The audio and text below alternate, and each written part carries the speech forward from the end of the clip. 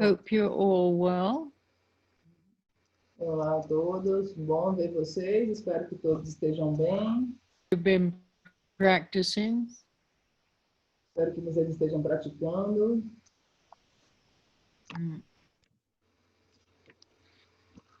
And hope you have some feedback for me this week.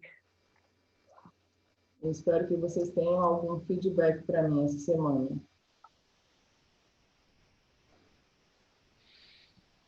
All right. Do we have anybody new here this week? Renan, how are you? Como é que você está, Renan? Olá, Anne. Tô bem. Espero que você também. Okay. Great.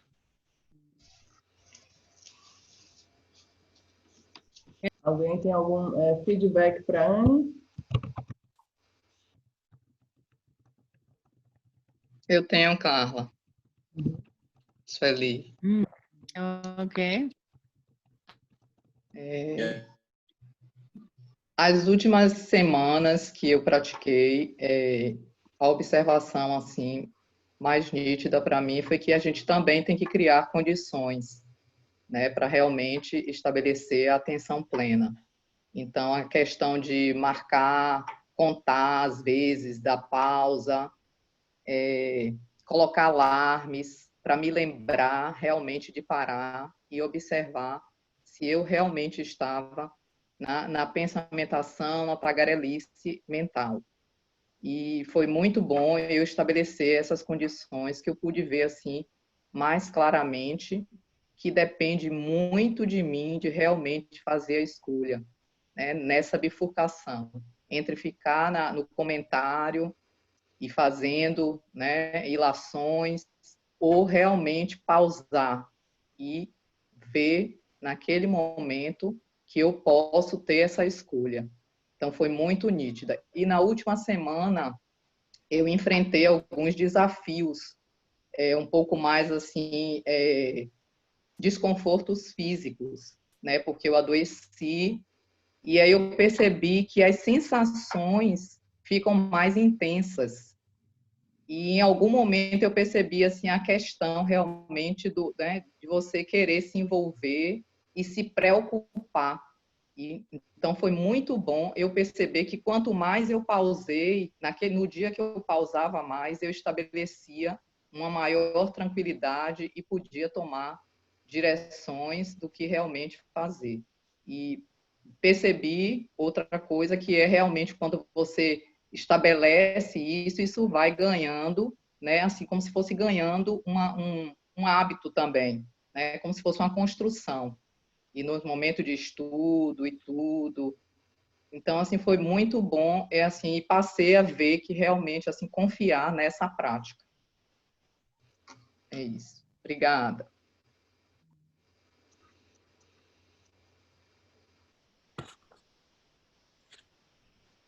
Sueli is saying that that she created conditions to establish mindfulness, and she started to count the times, and she started to put her cell phone and in different times of alarms, and she could see much more clear if she was in a over talking, in a mental over talking, a mental gossip. And she could notice that it depends on her to do the choice. If she is going to get lost in her commentaries and in her mental fabrication, or if she can, or if she chooses the pause, and she could see clearer and clearer.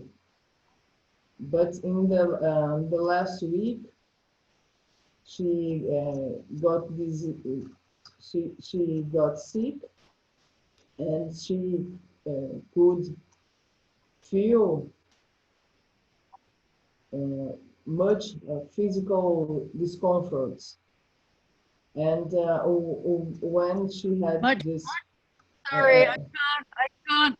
Wait. I can't hear you. I can't understand what you're saying. I can't hear you. You have to repeat. Okay. She Please. in the last week, she felt she was sick, and she felt physical discomfort. She was very uneasy, and during this sensitive situation, she could notice that sensations got much more intense, and she started to get involved and to get worried about it. But she tried to keep the practice, and the more she practices, the more she could establish this habit. She could create this habit, and she could see that this is the only way to do, and she can only notice that she can really trust in the practice, that the practice really functions for her and helps her. Yeah, the point is, if we don't practice now, when we are relatively well, our health is good, our mind is good, then how are we going to practice when we're really facing a challenging situation like the time of death? There is no way that we will have the power to put this into practice. We're just going to be swept away by our mental gossip. And then you can't do anything. You can't really support yourself through the journey of the bardo because you have no control whatsoever. But if you do this now and you get used to cutting through the conceptual mind, then you have certainly more control to be able to see the emptiness of all appearances, no matter what is arising. So, I cannot stress enough, this practice is so important not to get lost in the conceptual mind all the time, not to identify with your thoughts. If you listen to any teacher virtually, almost all the teachers today, they are talking about the same or similar practices. So, it's not just me, it's really everyone is giving the same advice to please not identify with your thoughts. Try to cut through this tendency of always believing what you think. Otherwise, we have no power whatsoever. All right, Carla.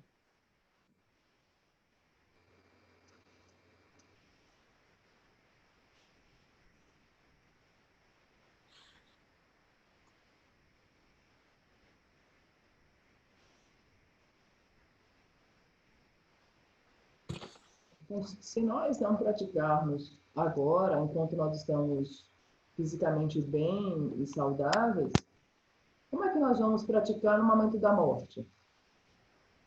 Então, é muito importante que nós colocamos a prática em atividade agora, porque de outro modo, nós não...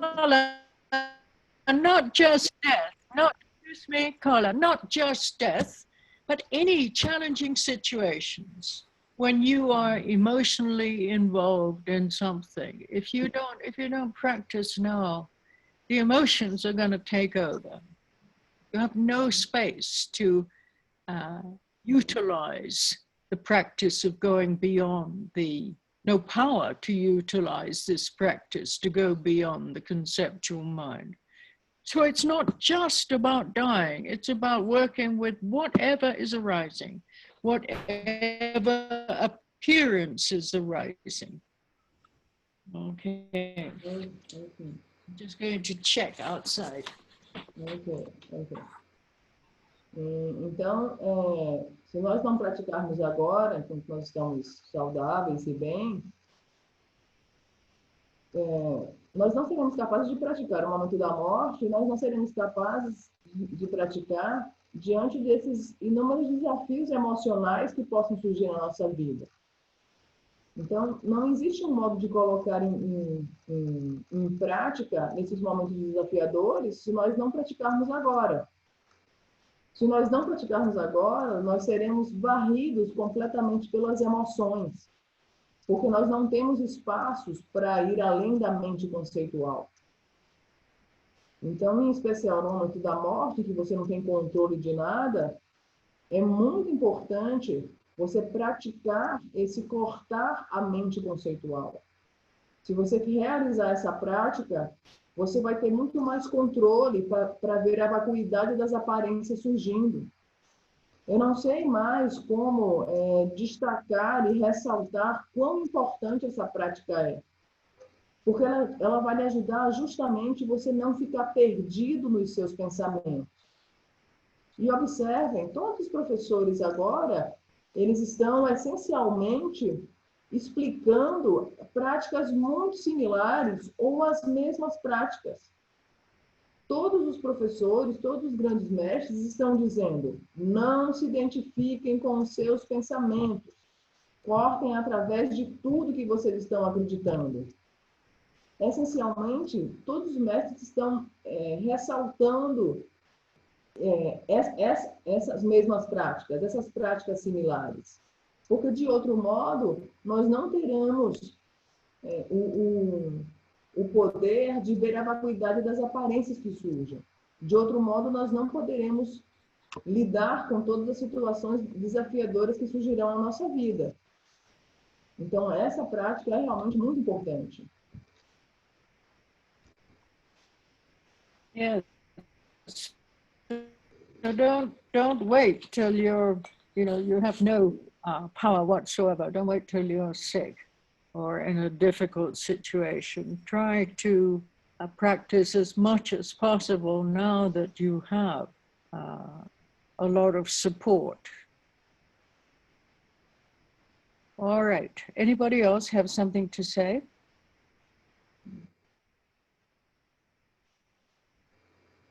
Então, não espere para você ficar doente para poder praticar. Ou não espere passar por uma situação extremamente desafiadora para poder praticar. Pratique agora, porque justamente agora você tem muito suporte para te apoiar. Alguém gostaria de fazer algum comentário? Carla, I do. Uhum.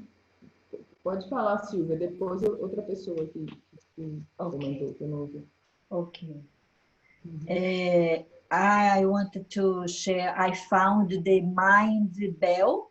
bell mind, and I installed in my smartphone, and it's good, because it keeps a very soft ring to remind me of the practice, and still it gets me in sometimes doing something. Doing something that I have to stop and to be aware and to pay attention and to try to practice, But I also got a health problem, a vertigo, and it was after the celebration of the Guru Rinpoche practice, on the day after, on Thursday, I woke up very dizzy. It's a problem that gave me lots of nausea and vomited. And somehow I was, somehow associating with these obstacles that is getting out, that's my feeling. Maybe it's something in my mind, but it was the feeling. I had to pass through this because it's giving me another way of conducting me, like slowing down, and being more paying attention to everything. So that's what I wanted to share. Então, o que eu disse a Anne, né, e a Carla aqui, é que eu tive um problema de saúde também recente e instalei o bell, que toca um sino que é muito bom durante o dia a cada 2 horas, né? Mind Bell, não é isso? O Mind Bell. Eu compartilhei nos amigos no grupo, que a Sueli até agradeceu. Eu lembrei que... E eu também, depois da prática da quarta-feira, de celebrando o Rinpoche, que a gente assistiu um filme, no outro dia eu amanheci com um problema, que é um problema de uma vertigem, é um problema natural. E aí eu estou melhor, eu estou fazendo umas práticas com a cabeça, que fiquei melhor, mas é um problema que causa náusea. Eu fiquei sem comer, quinta-feira eu vomitei. Então, eu estava dizendo a Anne, de alguma forma, isso também me deu uma impressão de que fazia parte do meu momento de eu baixar mais o ritmo, porque eu não posso mais virar a cabeça com muita rapidez. Então, eu estou achando que faz parte de obstáculos que estão saindo, não é? É como se eu tivesse, não é? Isso pode ser uma imaginação total minha, né? Mas essa é minha sensação, que fez parte.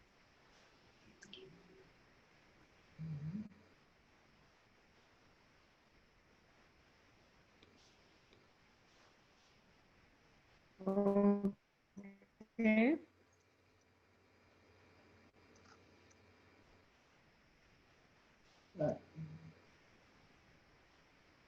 Eu quero comentar também. Anyone else? Okay. Quem mais quer comentar? Pode.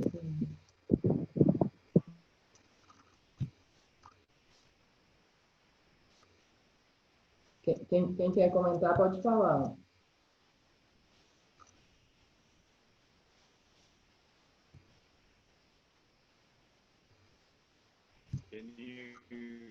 Can you hear me?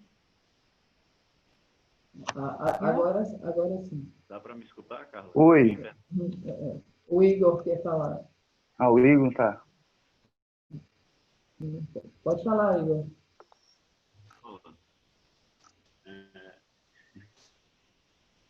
É porque está chegando aqui um pouco atrasado, então, mas eu vou falar, tá? Eu percebi que nos dias que eu pratico, né, sentado, fica mais fácil, durante o dia, lidar com os pensamentos, identificar o que é o pensamento, né? E não entrar na onda do pensamento, né? E eu percebi também que durante, ao longo do dia, quando vai chegando mais para a noite e tal, fica mais difícil fazer a prática aquecida e pensando cada vez mais. E fica mais difícil identificar, perceber essa consciência, ter essa consciência de que o pensamento está acontecendo e que é só um pensamento e de onde o pensamento vem, enfim, de fazer a prática. I'm going to translate now. So I noticed that when I did this practice, it was easier for me during the day to identify the thoughts and then practice during the day with the thought. Seeing there is a thought, that I don't need to write the thought, to go along with it. And the questions about where it come from, where did it go, and sometimes even think about the conscience, why this thought came. Sometimes to see about the alaya vijnana, to see how how I identify to it, how to try not to identify to it. Sometimes I try to analyze about the consciousness. And then I realized also that during the day, it's easier to practice, to do this practice during the morning and then afternoon. But then when it comes to the night, it seems like my mind is already on fire somehow, which it becomes, you know, waking up with thoughts and thoughts and thoughts. And then it seems that it's a bit faster. The mind is faster, and for me to realize that it's just a thought, it's a bit difficult. But in the beginning, you know, the day after the practice, it's really easy to identify and do the practice. To not identify, I mean.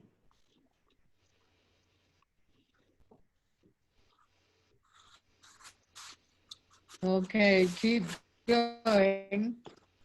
Yeah, the more practice, then the easier it becomes, the more natural it becomes to not buy what you're thinking. Otherwise, yeah, when we feel tired, when we feel sick, when there's some kind of challenging situation, then we find we just don't have the power to cut through. There's two qualities that we have to develop. One is confidence that by cutting through our conceptual mind, then our own nature will reveal itself. We must have confidence in this. And the other quality is we must have courage to do this. You know, if we don't have courage, we're not going to cut through.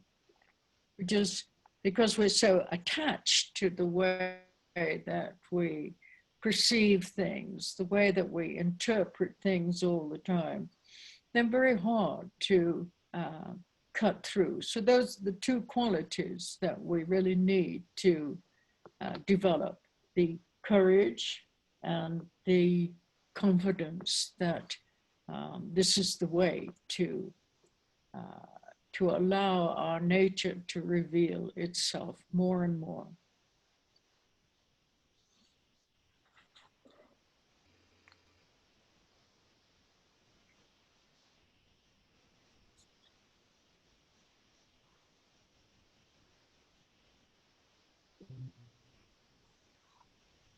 É muito importante destacar que quanto mais praticarmos, mais fácil a prática fica, porque mais natural ela fica. Mais natural se torna nós não nos identificarmos com os pensamentos. Porque, de outro modo, se nós estivermos cansados, se nós estivermos doentes, se nós estivermos passando por situações desafiadoras, nós não teremos o poder para praticar. Se nós não cultivarmos a prática constantemente. Então, é muito importante compreendermos que quanto mais praticarmos, mais fácil vai se tornar e mais natural vai se tornar de nós não nos identificarmos com o que quer que seja os nossos pensamentos. E nós precisamos desenvolver, em especial, duas qualidades, dois atributos muito importantes, que é a confiança e a coragem. A confiança de cortar a nossa mente conceitual, permitindo que naturalmente a nossa verdadeira natureza se revele. Então, essa confiança ela vai surgindo à medida que nós vamos praticando. Nós temos mais e mais confiança de cortar a nossa mente conceitual.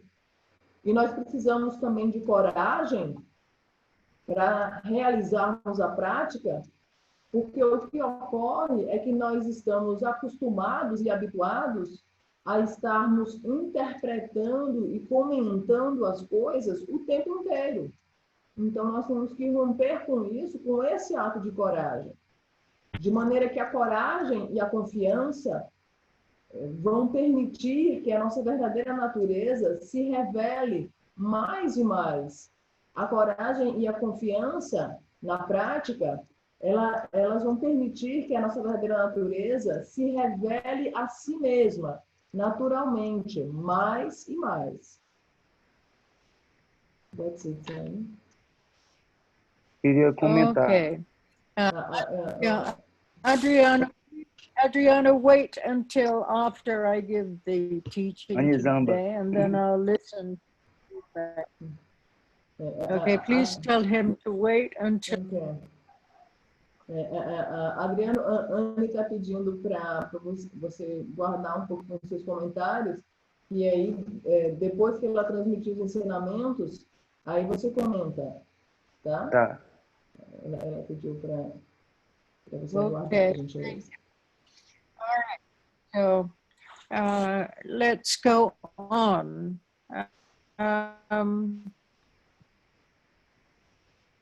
Yeah, we're now talking about the third aspect of mindfulness, and this is called mindfulness of effort.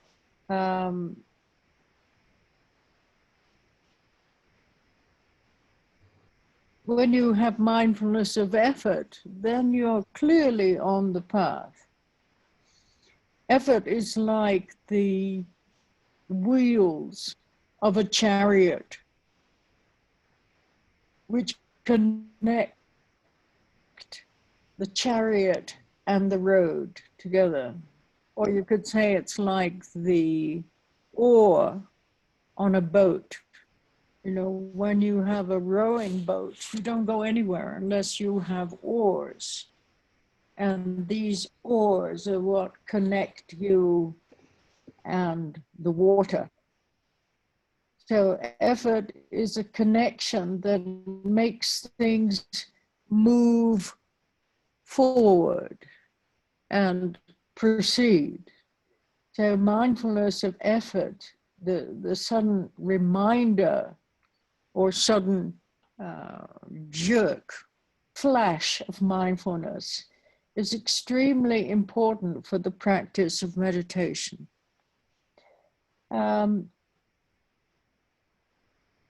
We might feel that mindfulness of effort is a contradiction to the well-being that we were talking about last week, the well-being of the second foundation,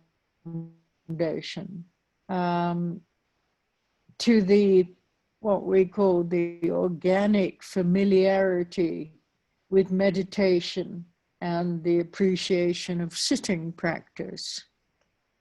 However, although it might seem contradictory to develop effort and well-being at the same time, the effort of the third foundation of mindfulness is quite extraordinary how it works. Okay, Carla.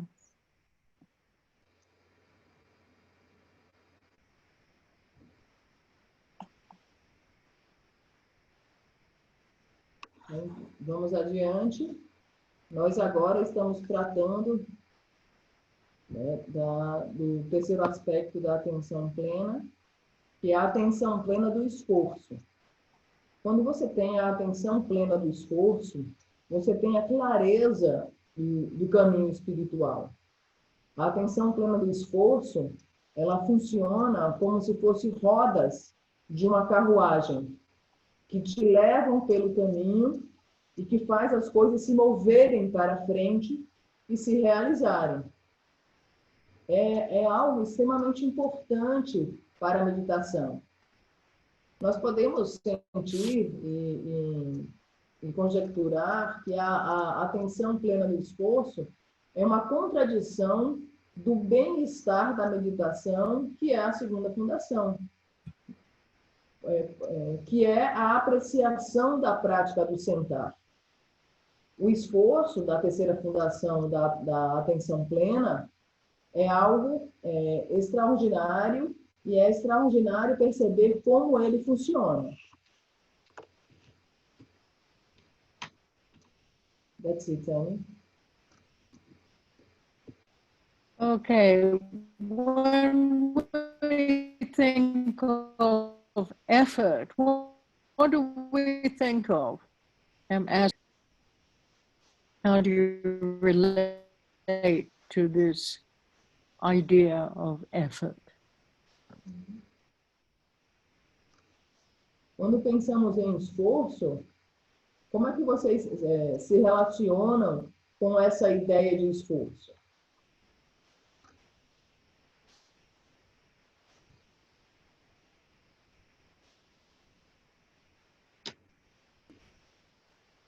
Ser Algo proativo. que não que requer uma energia maior para você fazer.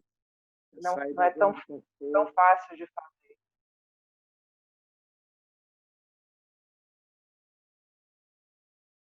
Acreditar que vale a pena e sair da zona de conforto.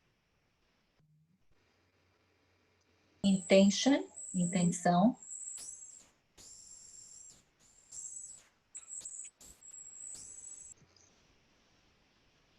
Voltar para a atenção plena, essa tentativa constante de voltar para a atenção plena é um esforço.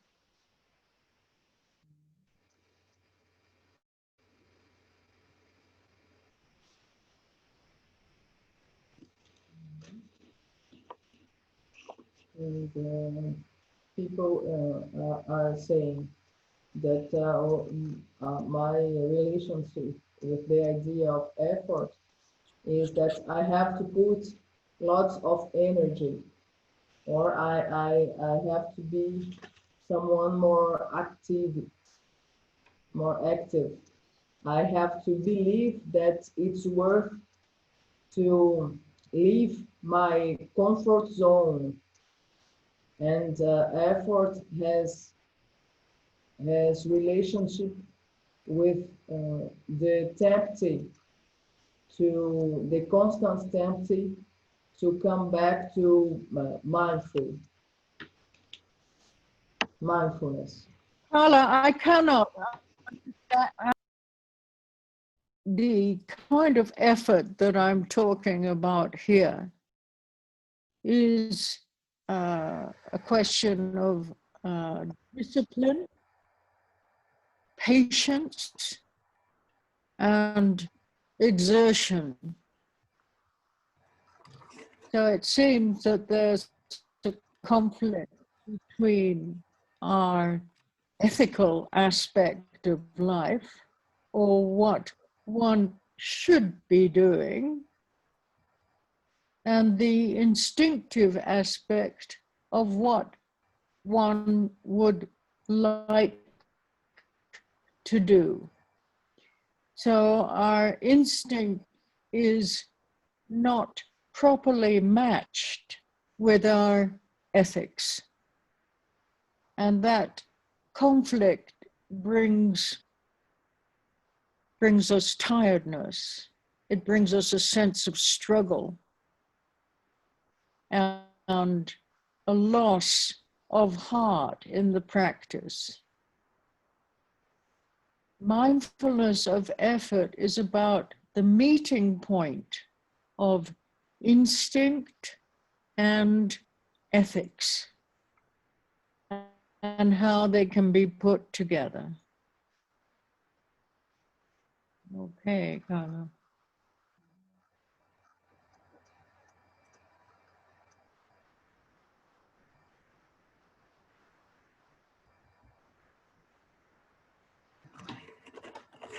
I couldn't hear very well when the beginning. I'm going to try to translate, and you will see. And effort has o esforço tem relação com a disciplina, e não necessariamente nós devemos interpretá-lo como exaustão. Tem relação com o aspecto instintivo do que alguém gostaria de fazer. Não? Stop. You're missing everything that I've said. Effort, this kind of effort that we're talking about today is a question of discipline, a question of patience, and a question of exertion. So those three qualities is what we're talking about today in this relationship to this concept of effort. The third, So,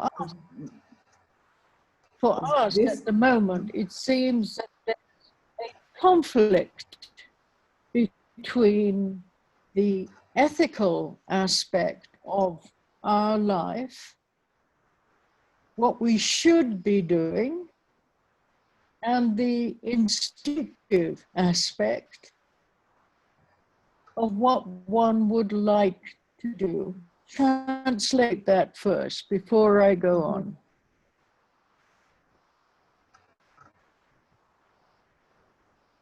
esse tipo de esforço é uma questão que envolve disciplina, paciência, and the third word I didn't understand, Dani.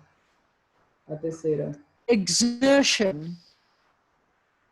Exaustão? Exertion. That means no. Exertion means putting energy into your practice. Exertion. E-X-E-R-T-I-O-N. Exertion.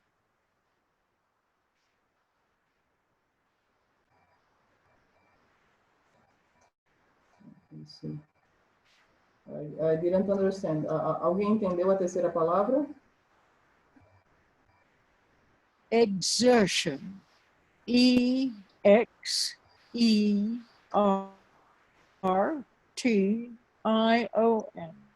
Exertion. Ela falou que era botar Exertion é tipo, esforço. Um tipo de esforço. também, mas está traduzido como empenho. Empenho. O emprego, de se empregar uma energia. Ela falou sobre energia, né? Quando você põe uma energia nisso. Carla, empolgar. Empolgar. Entusiasmo?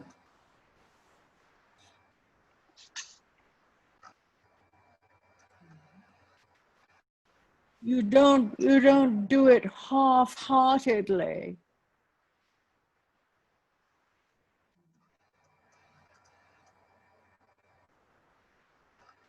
Então, esse tipo de esforço é uma questão de disciplina, paciência e de empenho, de você se dedicar para algo, né?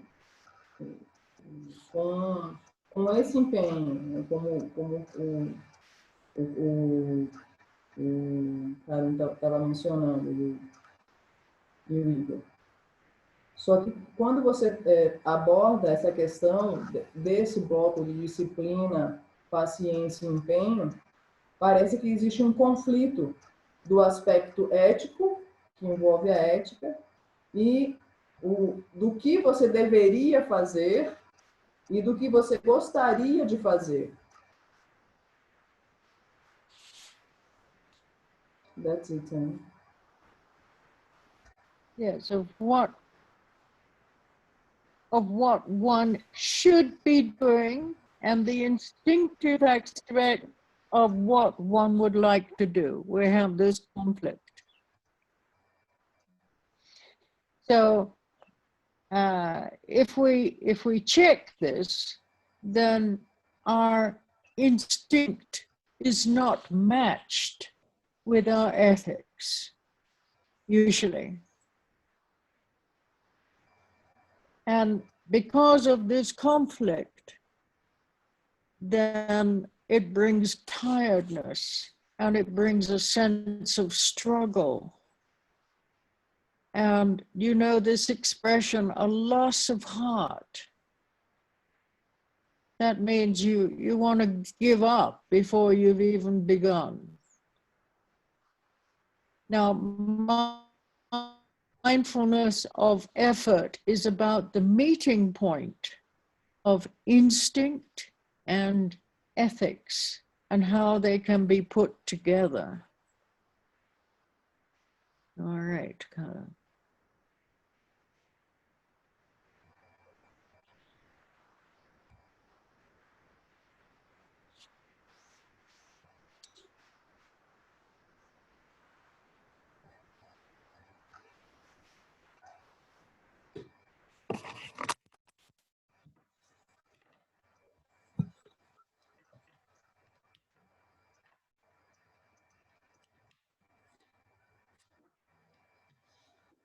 Se nós checarmos... Estão me ouvindo bem agora? Estão me ouvindo bem? O nosso instinto...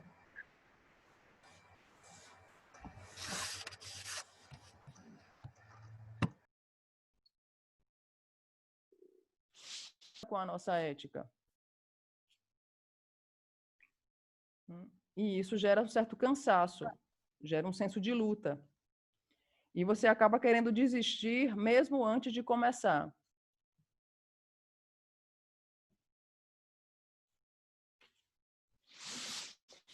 Okay. E a atenção So plena do then, what?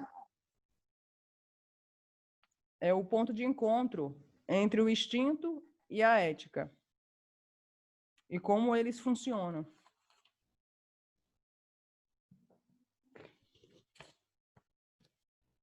How we can bring the two together,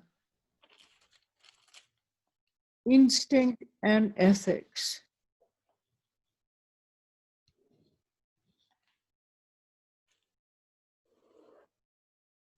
Can you hear me, Carla? Como nós podemos trazer juntos o esforço e a ética? No.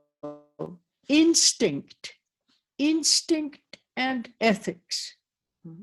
Como nós podemos trazer juntos o instinto e a ética? O efeito, não é não, Carla? O instinto e a ética. Thank you. We're trying to bring them together, and this is the meaning of effort.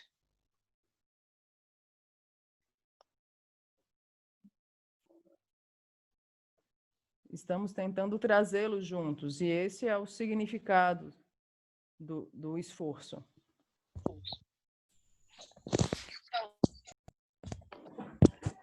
Effort is often talked about in a pejorative sense, in terms of going against the natural flow and trying to behave yourself. You know, when we think of effort, we don't really have a very positive view of effort. We have an idea that it's more in a pejorative sense. Do you know that word, pejorative? Yes, Annie. Okay, so that's how we, you know, when people think of effort, they go, oh no, I don't, you know, I just want to relax and do nothing. Yeah. So we're not talking about effort like that. We're not talking about going against something natural and trying to behave ourselves. In that sense, it's a source of kind of alienation. You are alienating yourself from reality. And this brings a great deal of non-mindfulness. So the question is whether there is a natural instinct that is right and appropriate. If so, then there's no problem. However, it's not so simple to realize that we prefer the casual instinct of indulgence. We prefer to indulge ourselves in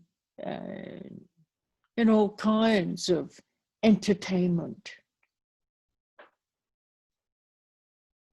So then we don't really make use of these three qualities that I'm talking about here. We don't make use of the discipline, the patience, and the exertion.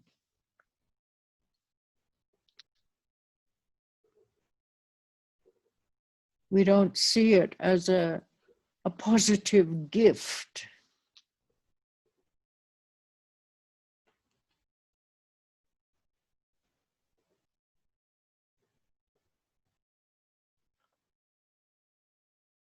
And we don't see how it can support our practice.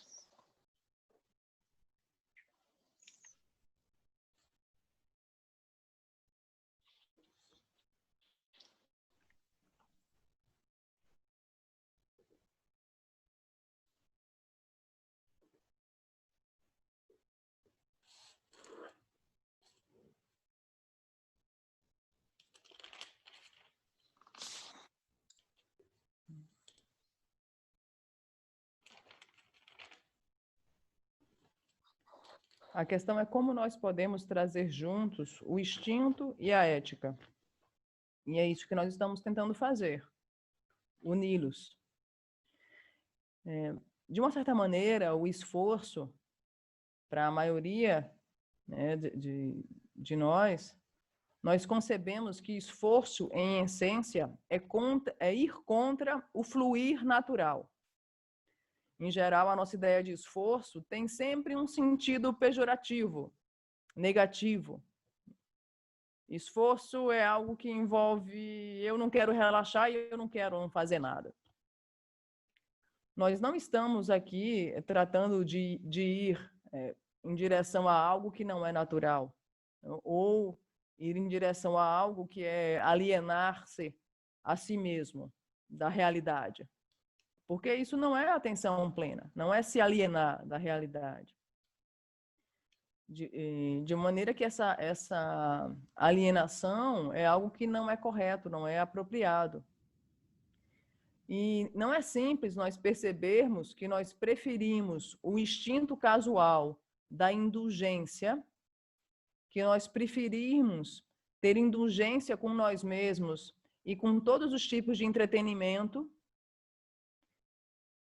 E nós preferimos esse instinto casual e não fazemos o que nós, de fato, deveríamos fazer. Em especial, no que diz respeito a essas três qualidades. O cultivo dessas três qualidades é algo muito importante. A disciplina, a paciência e o empenho fazem com que nós sejamos capazes de ver a atenção plena do esforço como um dom positivo, um presente positivo. E vemos essas três qualidades, disciplina, paciência e empenho, como algo que podem, de fato, apoiar a nossa prática. Mas, no momento, nós não estamos vendo como a disciplina, como a paciência e como o empenho podem ser um grande suporte para a nossa prática. No momento, nós não vemos isso. That's it, Tani. In the practice of mindfulness, of effort, then we're developing clear seeing vision in order to be able to relate with this natural instinct of exertion and patience. So by instinct, we mean the instinct of self-consciousness. Now, we all have that instinct, don't we? We're all very self-conscious of our body. We're not so much self-conscious of our speech or our mind, but our body, we're very self-conscious. We're talking about almost an unconditional self-consciousness. And this instinct is quite similar to the idea of survival in the second foundation of mindfulness. However, in this case, we go beyond beyond survival to self-consciousness itself. So when you relate with things or to the world, one of the first flashes that take place is a feeling of duality or separateness. We feel that we are separate from what we perceive. So from the first flash, you then begin to evaluate, to pick and choose, to involve yourself in some kind of decision making, executing your desire and your will, your intention.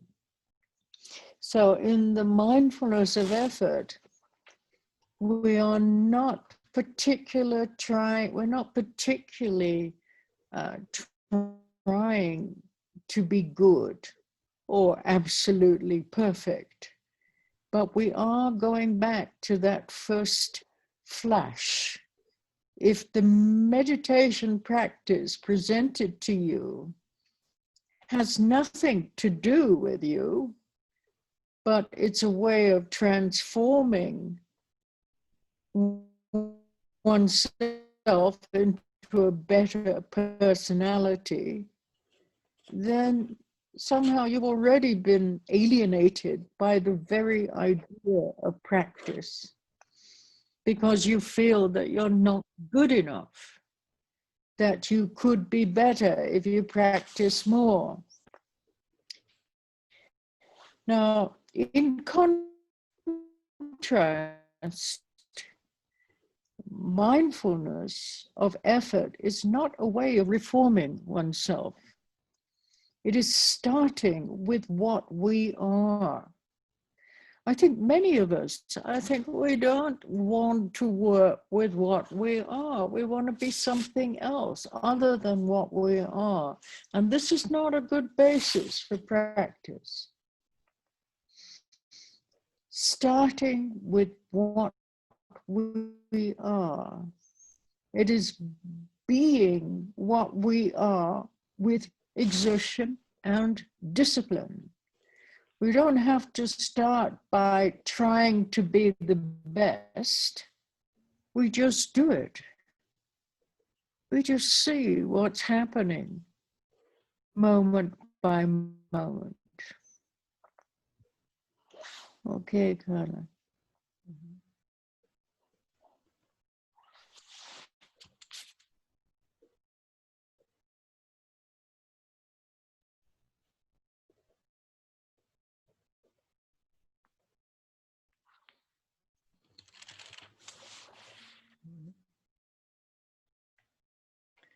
Na prática da atenção plena do esforço, há o desenvolvimento da visão clara, há a união do empenho, da paciência e da disciplina.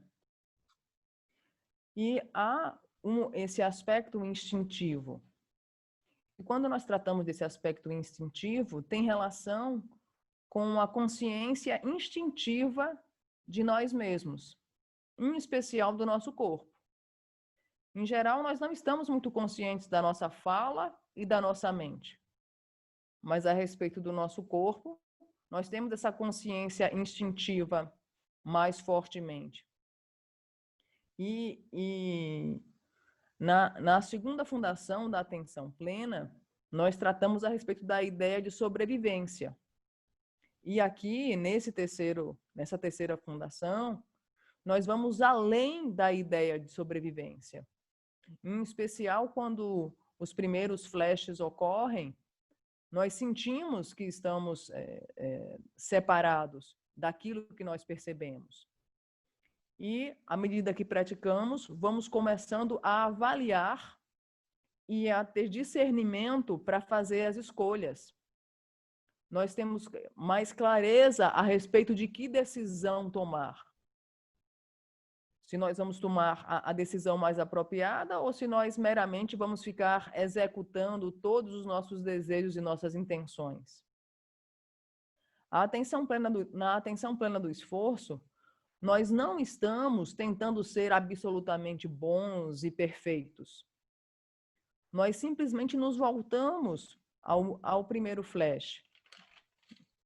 E nós concebemos que nós simplesmente utilizamos a nossa prática como um instrumento de nos tornarmos numa pessoa com uma melhor personalidade. Você se senta, e em geral, equivocadamente, às vezes a pessoa se senta e sempre fala que não é bom o suficiente. Mas com a atenção plena do esforço, você sente e tem essa consciência de que você não é bom o suficiente, só que você sabe que você pode ser uma pessoa muito, muito melhor se você praticar.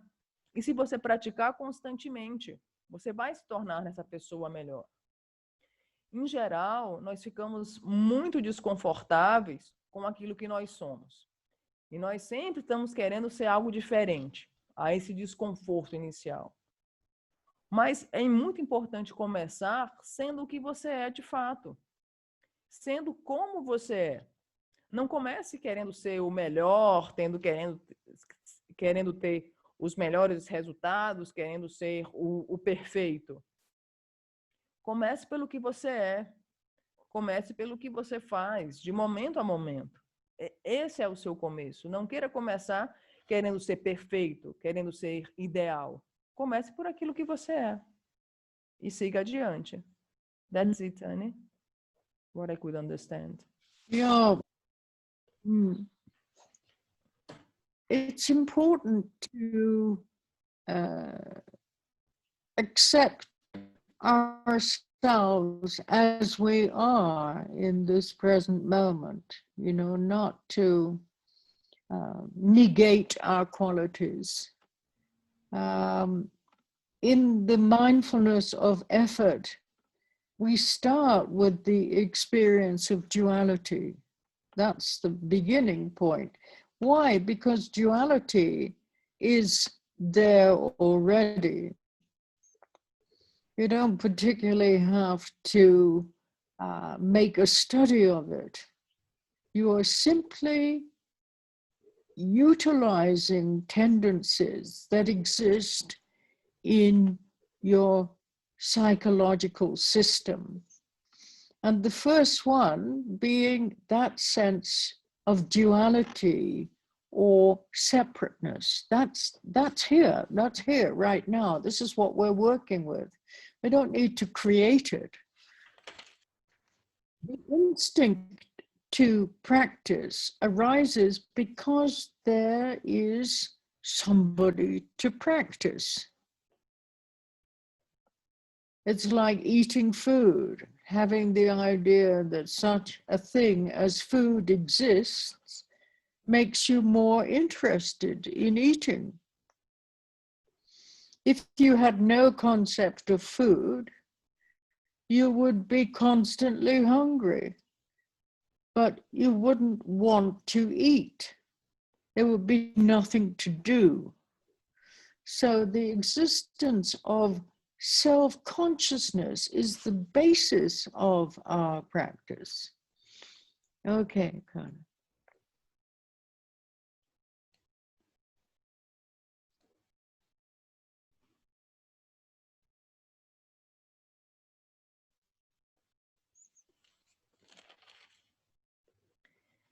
É importante nós aceitarmos a nós mesmos. Em especial, nós aceitarmos a nós mesmos como nós somos no momento presente, sem negar as nossas qualidades. E nós começamos, quando tratamos a respeito da atenção plena do esforço, nós começamos com a experiência da dualidade. Porque a dualidade, ela já está pronta. Você não tem que fazer nenhum estudo para isso, ela já está lá. E, começando com a experiência da dualidade, você simplesmente percebe as tendências que existem no seu sistema psicológico. E, instintivamente, nós percebemos que as aparências surgem e que há alguém percebendo as aparências. Há essa dualidade. E há os conceitos sobre os mais variados elementos. Por exemplo, nós sabemos que o alimento existe e temos inúmeros conceitos a respeito do alimento. E por termos esses conceitos a respeito do alimento e sabermos que ele existe, isso desperta um interesse em comer em nós. Se nós não soubéssemos que o alimento existe e não tivéssemos esses conceitos que circundam a respeito dos alimentos, nós poderíamos sentir fome e mais fome e não iríamos buscar nos alimentar. De maneira que a existência da autoconsciência é a base para a nossa prática. That's it, Annie. Yes, so at the level of simple cognition, the cognitive mind is somewhat unconditional because you haven't yet made up your mind about anything. You've just projected. Then because of your projection, you get feedback that you are projecting, that you exist. Now, many times I've talked about this. How do we maintain our dualistic vision? Is because we're constantly generating the idea of an object, that there is something that exists out there. As soon as one begins to generate the appearance of an object, of course there must be the perceiver of that object, which is the subject. And this is the basis of our path, this dualistic vision, which is really an illusion that we keep generating. We create a solid world that appears to be out there, separate from the perceiver. And we keep reinforcing this so-called objective world by giving more and more characteristics and meaning and value to whatever it is that we perceive. So then we get lost. We get lost in our projections. You are here and that is there. And that's more or less it, simply that, because there is something there must be something here to perceive it, isn't it? That's our logic. That's the way we've been programmed to see the phenomenal world around us. It's there, and I'm here to perceive it.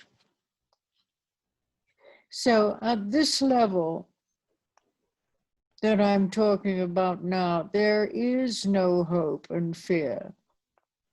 There's nothing further involved. It's just simple recollection, simple memory. And that seems to be a basic pattern. Without realizing or recognizing that quality of self-consciousness, it would be difficult to develop effort. So we have to know, in order to have this third mindfulness of effort, we have to have a basis of what we're working with. And the basis is our self-consciousness, because we keep coming back to it. That's our focal point, coming back to this reference point of I, me, mind constantly that is maintained by our habit of creating an objective world out there that exists with all the qualities that we give it. Okay, Carla.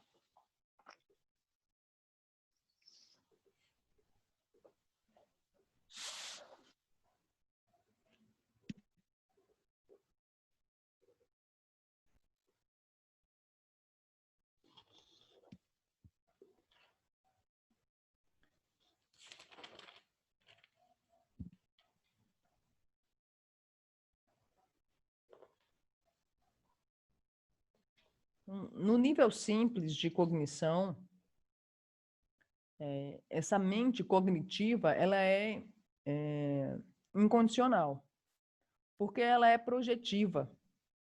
E como há projeções, você sabe que você existe. Se eu pergunto para vocês, como é que nós mantemos a nossa visão dualista? Nós mantemos a nossa visão dualista porque nós estamos constantemente gerando a visão de objetos. Geramos as aparências de objetos. E então concluímos que se existem os objetos lá fora, então existe um perceptor aqui que é capaz de percebê-los. E dessa forma, continuamos gerando, criando um mundo sólido que aparentemente está lá fora e que há um sujeito que aqui percebe esse mundo.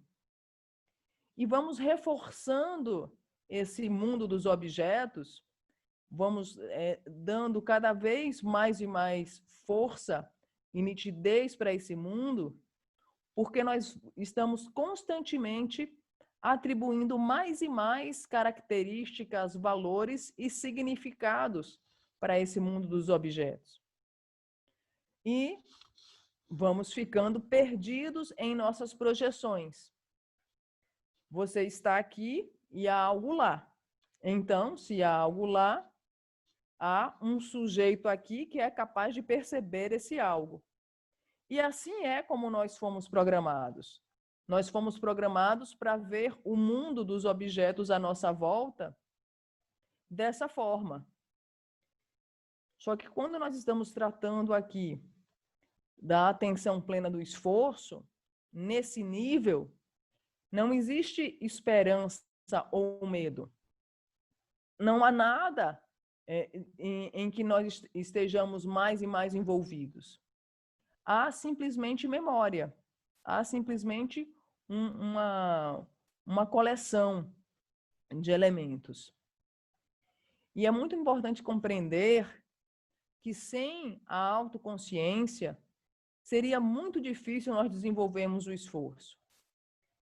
A atenção plena do esforço demanda uma base com que nós devemos trabalhar.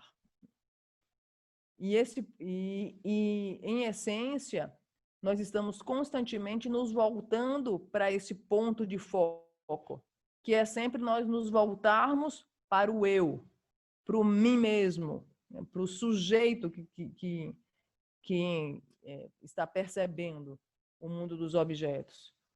E dessa forma, nós vamos reforçando a dualidade e vamos criando um mundo lá fora cada vez mais sólido, através dessa tendência de nós darmos constantemente todas as qualidades e todos os atributos que esse mundo dos objetos recebe de nós mesmos. That's it, Tani, what I could understand. Okay, this is, I really want you to consider what I'm going to say next.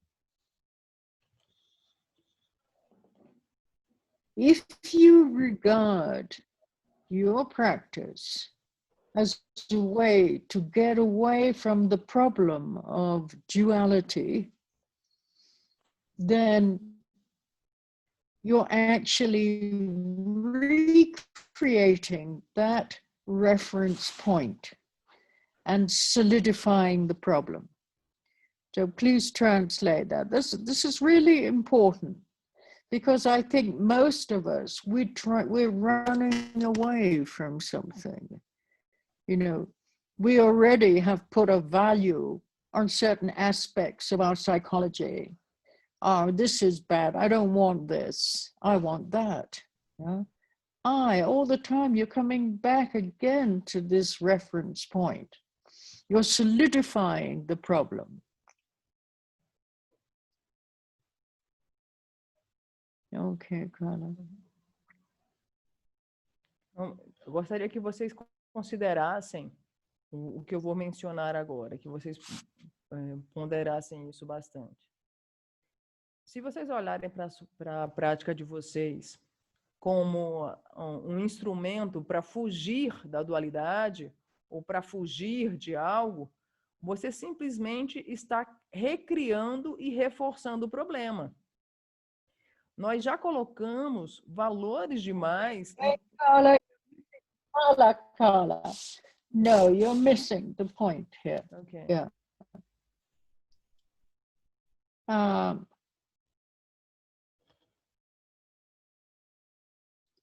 With the intention to get away from the problem of duality, you are recreating that reference point. You missed that point. Okay. That reference point and solidifying the problem. That's the key, and you missed it. Mm-hmm. So it's really important to understand, you know, it's a mechanism. Our ego psychology is a mechanism. And in order for the mechanism to function, then we've got to have all these conditions working together. And so one of the conditions for maintaining our ego psychology is this idea that we've got to get away. We've got to get away from duality. And by not looking at the process that generates this dualistic vision, then we are recreating a reference point, another reference point, and solidifying the problem. By recreating the reference point, this is what is solidifying the problem. So we've got to see what we're doing in order to be able to work with it. Otherwise, we're running away from something that we consider to be bad and running after something that we consider to be good.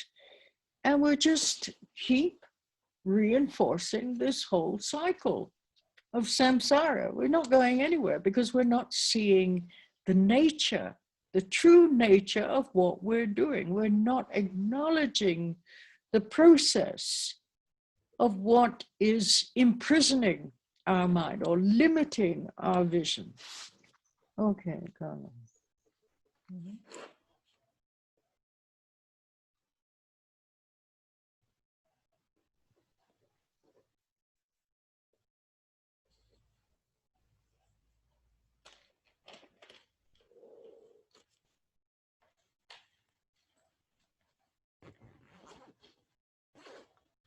Com a intenção de fugir do problema da dualidade, você está recriando esses pontos de referências, esse ponto de referências. E recriando o ponto de referência, você está solidificando o problema. A psicologia do ego é um mecanismo.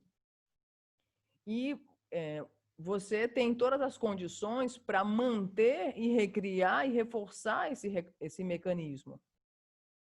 Se nós não vemos o processo que gera a visão dualista, nós estamos recriando outro ponto de referência. E à medida que vamos recriando outro ponto de referência, nós estamos solidificando o problema. De maneira que você tem que ver o que você está fazendo. E geralmente nós não estamos vendo o que nós estamos fazendo. O que fazemos essencialmente é estarmos fugindo daquilo que parece ser desagradável e estamos correndo atrás daquilo que parece ser bom. essa é a nossa tendência. E, prosseguindo nessa tendência, nós não estamos reconhecendo o processo que está aprisionando a nossa mente e limitando a nossa visão. Então, temos que reconhecer o processo que está aprisionando a nossa mente e limitando a nossa visão para podermos ter mais clareza. That's it, Annie. Yes. So if we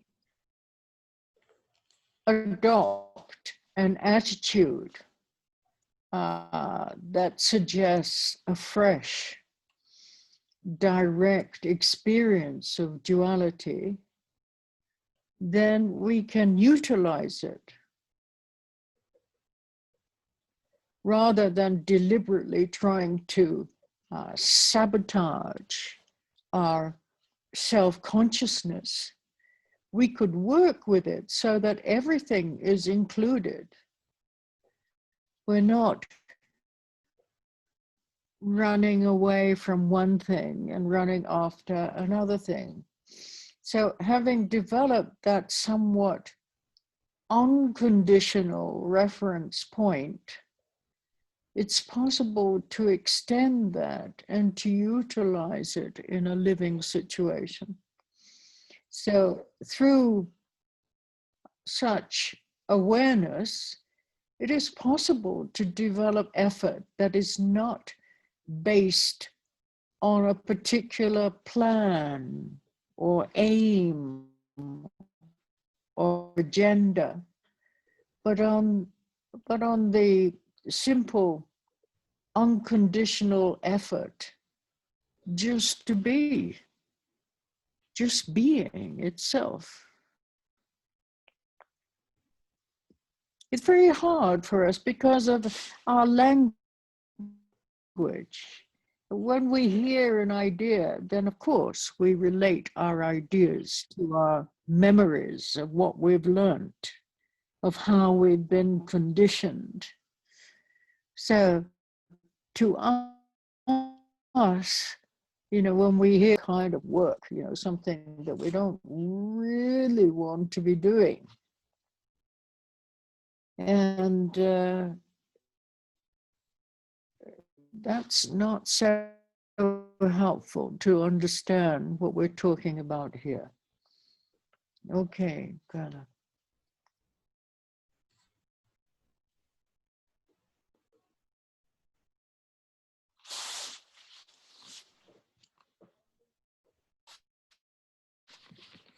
Hold on, Carla, I've got to go. I think it's Alindo. Okay. After another thing, which is just generating more and more dualistic vision, because we think we give a value to one thing as something good, and we give a value, we don't see the empty nature of anything. All we see is the value that we're giving at that particular moment. Okay, do we understand this? Because it's important, this fact.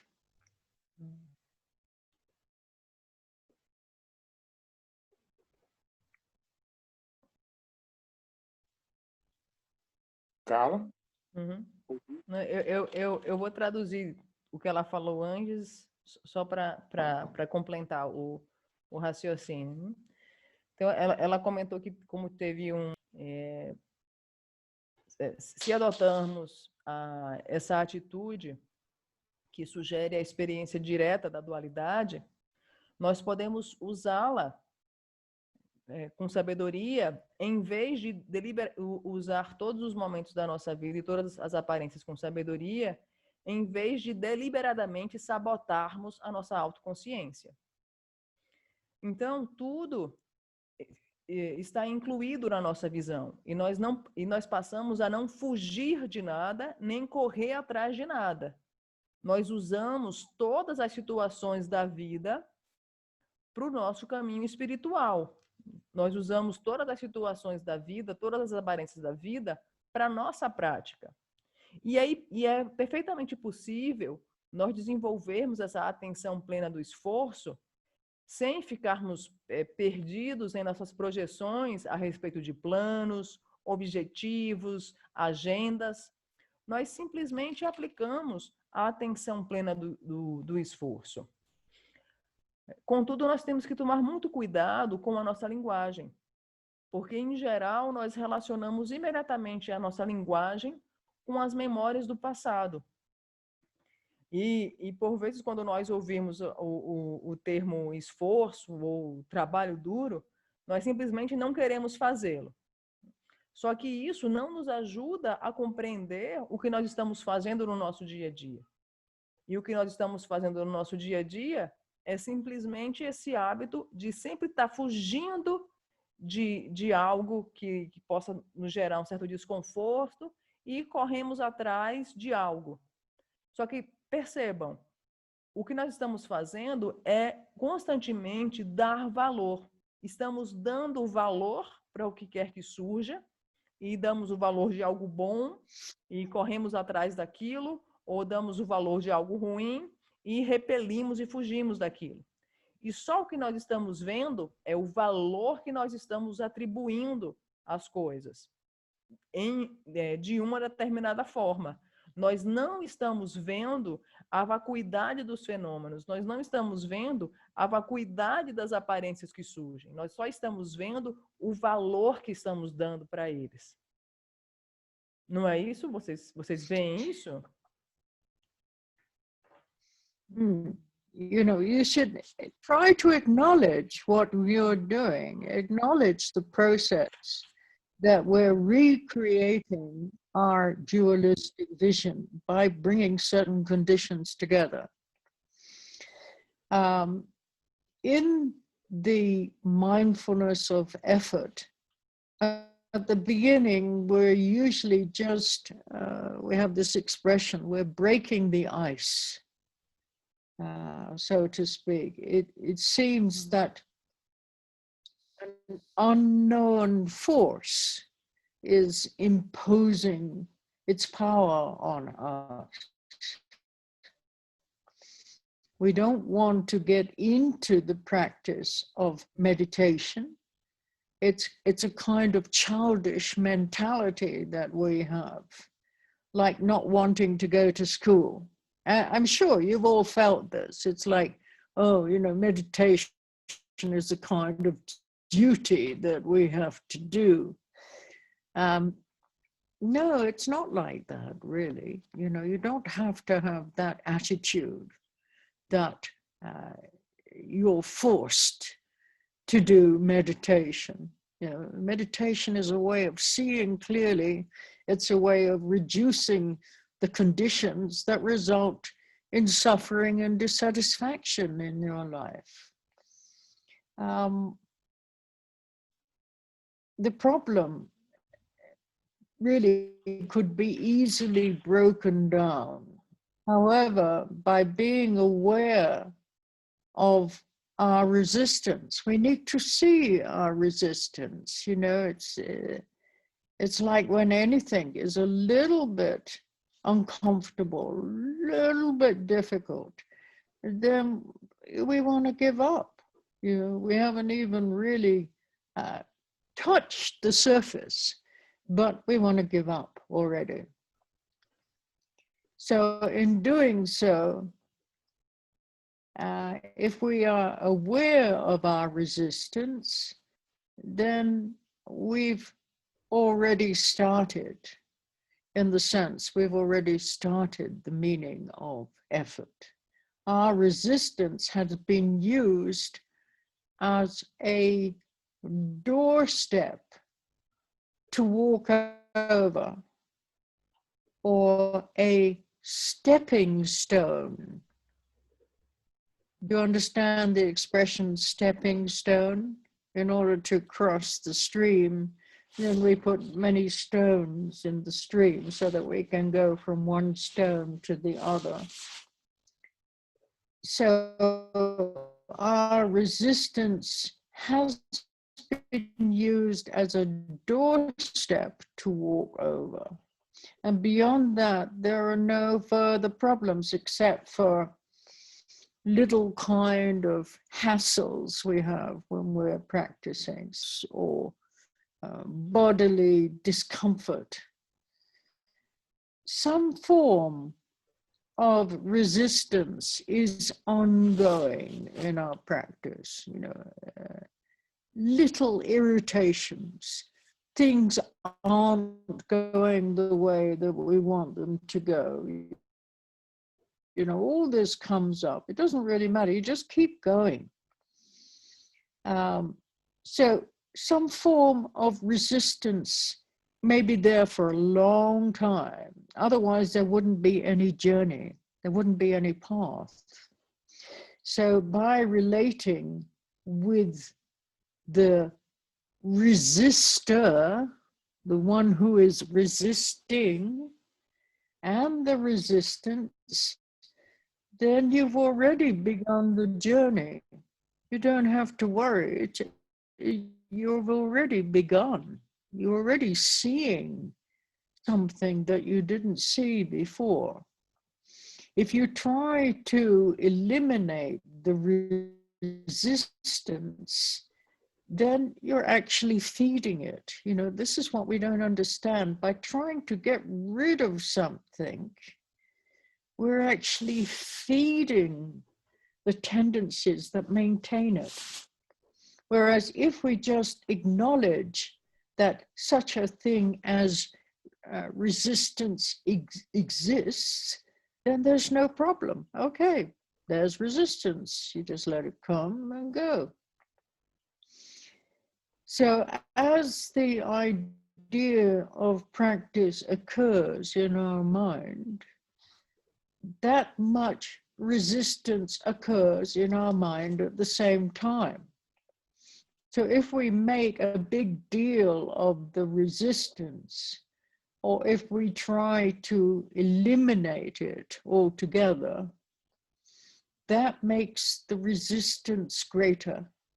So looking for some kind of smooth, easy practice with no resistance only increases the resistance. Now, this is very hard to understand until one really begins to practice. One doesn't see these habits and tendencies and the results of these habits and tendencies. So we don't know what we're working with. Okay, Carla.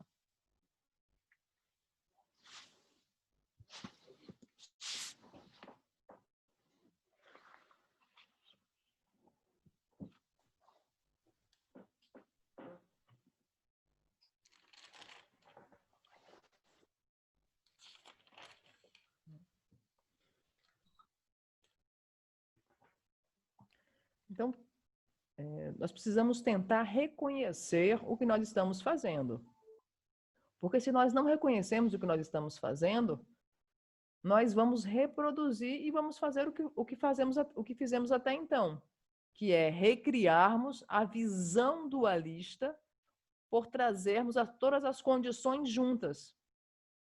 O que nós estamos fazendo aqui é justamente quebrar o gelo. E, por vezes, nós não queremos entrar na prática de meditação como se fosse uma criancice, uma atitude de criança birrenta. Ah, a meditação é uma obrigação, o que eu tenho que fazer? Não vai fazer, né? Como uma atitude birrenta de uma criança. A meditação, na verdade, ela deve ser vista como um modo de ver claramente. E a meditação é o modo de nós reduzirmos as condições que geram sofrimento, confusão e insatisfação na nossa vida. Isso é a meditação. E nós precisamos ver a nossa resistência. Assim que algo parece difícil, assim que algo parece um pouquinho desafiador, nós desistimos, mesmo antes de tocarmos sequer a superfície. Quando nós estamos conscientes da nossa resistência, nós começamos a colocar, né, o pé no degrau da porta. É isso que nós fazemos. e nós estamos conscientes da nossa resistência. Eu não estou falando aqui que estamos lutando contra a nossa resistência. É simplesmente estar consciente da nossa resistência. Quando nós estamos conscientes da nossa resistência, é como se nós puséssemos pedras diante de um riacho e nós pudéssemos caminhar por sobre esse riacho pisando nessas pedras como pedras de apoio. E a nossa resistência, reconhecer a nossa resistência, serve justamente como um degrau da porta para que nós possamos trabalhar com todos os tipos de desconfortos. E algumas formas de resistência são justamente pequenas irritações. E são justamente coisas que não estão acontecendo do modo como nós gostaríamos que elas acontecessem. E, por vezes, algumas dessas resistências duram por longo tempo. Lidando com o resistente, lidando com aquele que sente a resistência, você vai começar a sua jornada. Você passa a ver algo que não via antes. Contudo, se nós tentamos lutar contra a resistência, ou se nós tentamos nos livrar da resistência, ou ver a resistência como um inimigo, nós estamos fazendo nada mais, nada menos do que alimentar a resistência. Por sua vez, se nós simplesmente reconhecemos a nossa resistência, simplesmente reconhecemos a resistência. Reconhecemos a resistência e simplesmente deixamos que ela venha e que ela se vá. Reconhecemos a nossa resistência. Então, tá, tudo ok. Reconhecemos a nossa resistência. Há essa resistência. E simplesmente deixamos que ela venha e que ela vá. Por outro lado, se nós fizermos se nós fizermos da resistência uma grande coisa, um grande problema, e nós vamos tentar eliminar a resistência e nos voltar contra ela, nós estamos simplesmente alimentando ela e a superdimensionando. Yeah. Se nós não virmos os nossos hábitos e tendências com relação a isso, nós não saberemos com o que nós estamos trabalhando. Então, nós precisamos reconhecer a resistência. That's it, Annie, what I could understand. Yeah.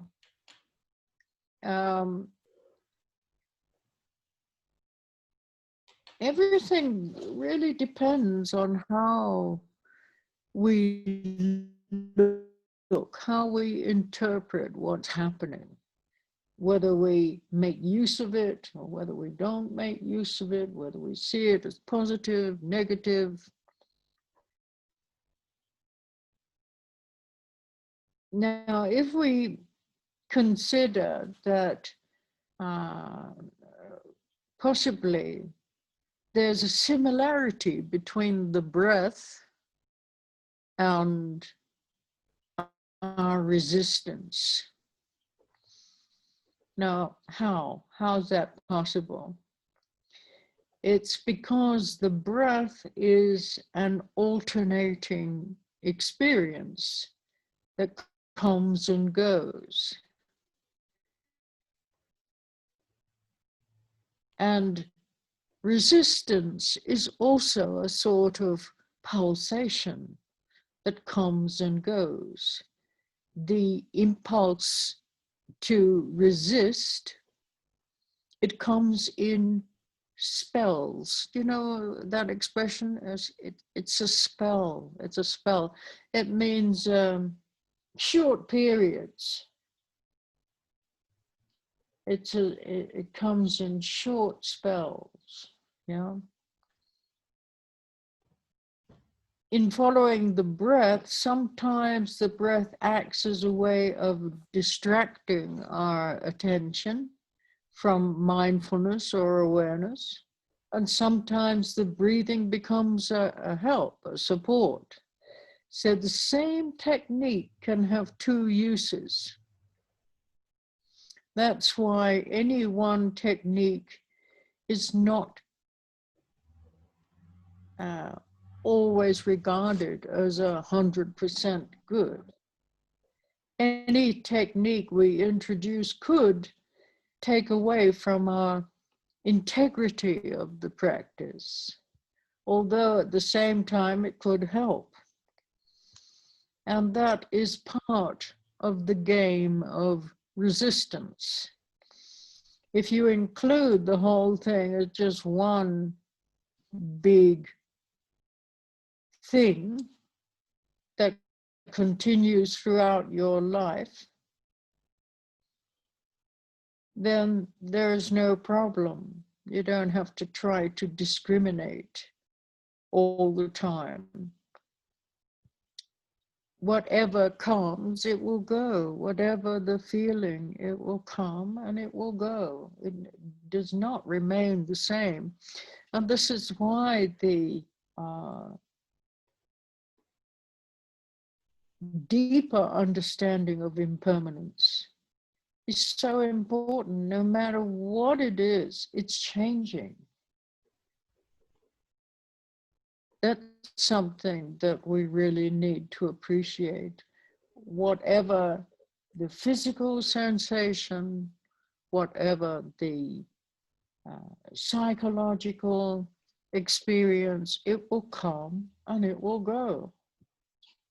You don't have to dwell on it. You don't have to entertain it. You don't have to exaggerate it and build it into something that becomes more and more difficult to deal with. You just let it come and let it go. When you have resistance, if you have awareness of it, then that itself is mindfulness. You are already sitting, so in any case, you've been caught. Yes. Formal is just one of the expressions of mindfulness that may happen in your life. Even if you're particularly, if you can really sit well, you could say that, you know, not even 1/8 of our life is involved in sitting.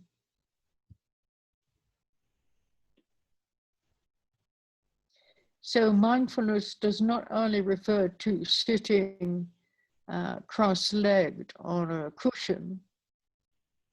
We develop the attitude that mindfulness happens to us anyway, at any time.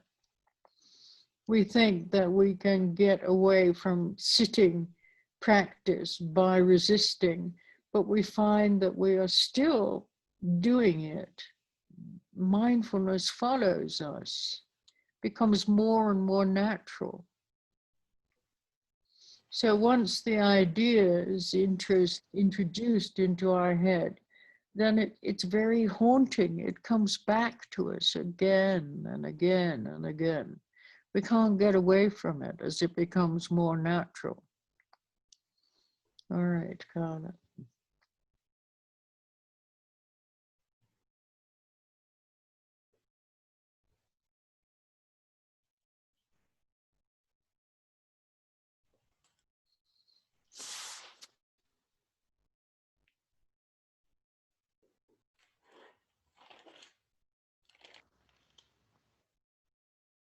Tudo depende de como nós olhamos, de como nós interpretamos, de como usamos ou como vemos como negativo ou positivo. Se nós considerarmos, possivelmente existe similaridade entre a respiração e a nossa resistência. E como é que isso é possível? Porque quando nós respiramos, nós estamos alternando o que vem e o que vai, o que vem e o que vai. E, por sua vez, a resistência é um impulso de resistir. E, por vezes, é um impulso de resistir em períodos curtos. E a nossa respiração, por vezes, ela tanto pode nos distrair, como pode refinar a nossa atenção plena. A atenção, ela nos dá suporte. Porém, a mesma técnica pode ter esses dois usos. Ela pode nos introduzir, retirando a nossa inteireza e integridade da prática, e pode nos ajudar. Por isso que nós dizemos aqui que nós estamos trabalhando com uma resistência. Você pode ver a resistência como uma grande coisa e ela continuar perpetuando na nossa vida, ou você pode ver como não sendo um problema algum.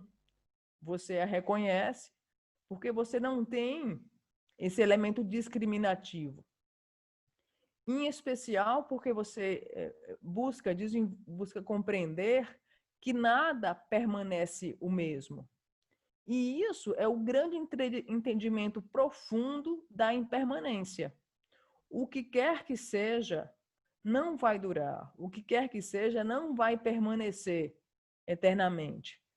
Se for uma sensação física, se for um determinado estado psicológico, o que quer que surja, vem e vai embora.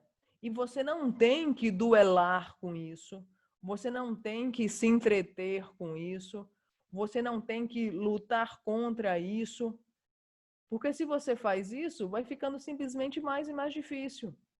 Você simplesmente deixa vir o que quer que seja, deixa vir e deixa ir embora. E quando você reconhece a resistência, isso é atenção plena. E se você pode se sentar, e nós podemos dizer que nós sentamos um oitavo da nossa vida, que um oitavo da nossa vida envolve se sentar, nós precisamos compreender que a atenção plena não quer dizer que você vai se sentar, né, na sua almofada, que a atenção plena só acontece no momento em que você se senta na sua almofada. Não, não é assim. A atenção plena, ela ocorre para nós de todo modo, em todo tempo. De qualquer modo, em qualquer tempo. De maneira que a atenção plena, ela pode perfeitamente nos acompanhar e nos se tornar algo natural que nos ronda, que está sempre nos rondando, e está conosco sempre, porque se tornou algo completamente natural. That's it, and what I could understand. Yeah, as I said, this idea of mindfulness that we're introducing, the more we become familiar with it, it becomes haunting. You understand that word, haunting, like a ghost. Mm-hmm. It keeps coming back to you again. More and more naturally comes back to you. It just becomes the way that you see. There are many kinds of effort. One kind of effort is the effort to achieve something by struggling. I think we all know that kind of effort. We struggle to get things a certain way. We try to push our way through things. Once this struggle has picked up momentum, we speed along in a fashion of a road runner. We just keep going. We don't stop to look at what we're doing at all. Our only problem is slowing down and how to put on the brakes. I think many of us, because of the speed of the movement of our mental processes, we can't see the space anymore. All we can see is things, objects that arise in our mind. And as soon as an object arises, then we put a value on it. Oh, that's good, I want that. That's bad, I don't want that. So very hard to put the brake on our projections.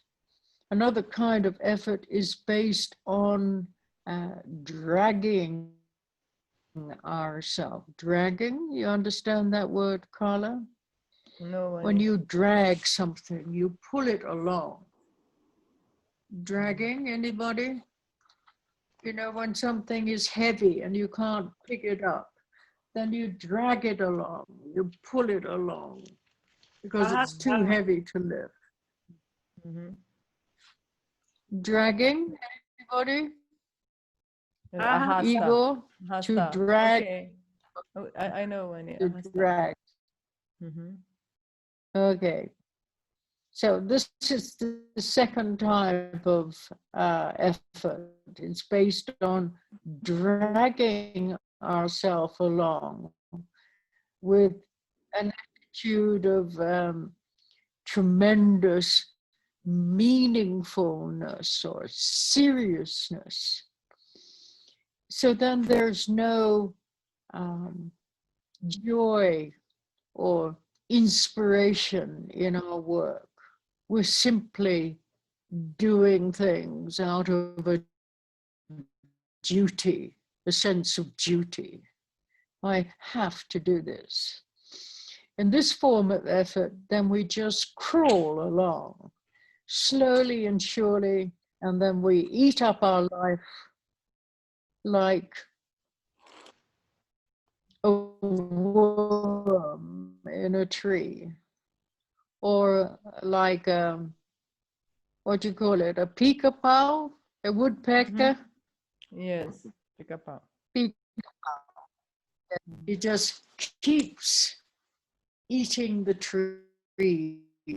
Yes. And that's what we're doing, you know, we're kind of just like a worm in a tree. And such effort may seem to have a kind of similarity to what we call right effort, in that examples of right effort, such as the way a tortoise walks. You know, a tortoise walks so slowly. Tataruga, the tortoise walks so slowly. Or the walk of an elephant. Everything is about being slow and unexcitable, just plodding along, plodding along. Plodding, you know that word, plodding along, plodding? There's no rush. Okay. Plodding. Yeah, a tortoise plods along. Just keeps going very slowly. Plodding. But those examples have a quality of surveying the area, which makes them different from a worm eating a hole. And a worm has no way to have a panoramic view. It just bites whatever comes in front of its mouth and chews it. And however much it chews through, that is how much space it has for its body and its belly. In fact, that is its entire space. But in contrast, although the walk of an elephant or a tortoise is quite slow, and it seems to be quite serious, it also has a quality of cunning or intelligence and playfulness. even in that slow, plodding way of walking, it's difficult. These analogies are sometimes difficult to understand. These examples may not be the best examples that I'm giving you, but this is a difficult topic to communicate. It's giving you a texture for your meditation practice. I think many of us, we have an incorrect texture. We force things, we give up before we even begin because it appears to be too difficult, it's time consuming. We tell ourselves all these different things why we shouldn't practice, why we shouldn't sit. So here we're talking about, we're introducing different kinds of effort. Effort which is, will bring positive results, and the kind of effort that may bring negative results. Okay.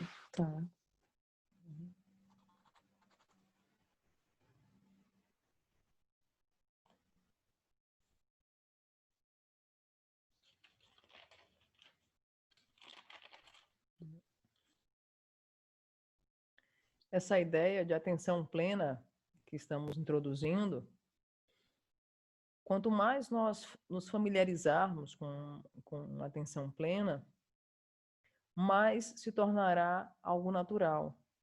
Como se fosse um fantasma nos rondando, né? Um fantasma nos assombrando constantemente. Quanto mais nós nos familiarizarmos com a atenção plena, mais ela se torna o modo como você vê. E quando nós tratamos a respeito da atenção plena do esforço, nós podemos conceber que há diferentes tipos de esforço. Há um esforço que é concebido como conseguir algo com muita luta, com batalha, algo que você empurra, né, para conseguir. E quando nós estamos fazendo esse tipo de esforço, o que nós estamos fazendo é simplesmente ficamos perdidos na velocidade. Nós estamos correndo, né, acelerados, sem ver de fato o que nós estamos fazendo. E o problema se torna reduzir a velocidade, conseguir colocar o pé no freio. E por causa desse excesso de velocidade, nós não vemos com clareza. E assim que o objeto surge, imediatamente nós colocamos um valor e julgamos. Isso é bom, isso é ruim. Esse é um tipo de esforço. Um outro tipo de esforço é nós arrastarmos, nós dragarmos. Nós dragarmos a nós mesmos com a atitude de amplificação da significação e da seriedade. E desse modo não existe alegria no nosso trabalho. Nós simplesmente fazemos com esse senso de obrigação. Temos que meditar com esse senso de obrigação, com esse peso. E aí nós vivemos como se fosse um pica-pau que fica ali, né, comendo a árvore, ou como um verme que mora num buraco de uma árvore. E há uma similaridade entre o esforço correto, o esforço certo, e o modo como uma tartaruga caminha. Esse modo devagar da tartaruga, ou o modo do caminhar do elefante. Sem pressa. Ele caminha lentamente e precisamente. O esforço equivocado é como esse verme comendo no buraco de uma árvore, né? Ele não pode ter uma visão panorâmica. Ele não consegue ter uma visão panorâmica. Ele simplesmente come o que lhe chega à boca. o seu espaço é completamente reduzido e restrito. Por sua vez, o esforço correto, o esforço bem aplicado, é semelhante a esse caminhar do elefante e da tartaruga, que ao mesmo tempo é algo sério, impactante, inteligente e altamente brincalhão. É muito brincalhão. E nós precisamos prestar atenção em qual textura nós estamos dando para a nossa prática de meditação. Em geral, nós temos uma visão incorreta a respeito da nossa prática de meditação. Vemos como algo sério, denso, pesado, uma obrigação, um consumo de tempo. E por que eu não deveria praticar? Por que eu não deveria sentar? De maneira que nós estamos estudando aqui esse detalhe do esforço, e nós precisamos entender que há o esforço que trará resultados positivos e há o esforço que trará resultados negativos. That's it, Annie. So the effort of the third kind of mindfulness practice, we can say it hasn't matured to the level of dancing with situations or being so completely inspired by sitting practice, by the sitting practice of meditation, that you don't even have to sit. We haven't matured to that level yet. So if we keep looking for an inspiration that will lead us to forget our pain and bring us back to our practice naturally and effortlessly, then it ceases to be right effort. Instead, it becomes entertainment. Yeah, we have to be very attentive as to what we're doing. We have to be very honest with what's actually happening in our mental processes. In right effort, the main technique that has to be developed is to constantly bring ourselves back to mindfulness of breathing.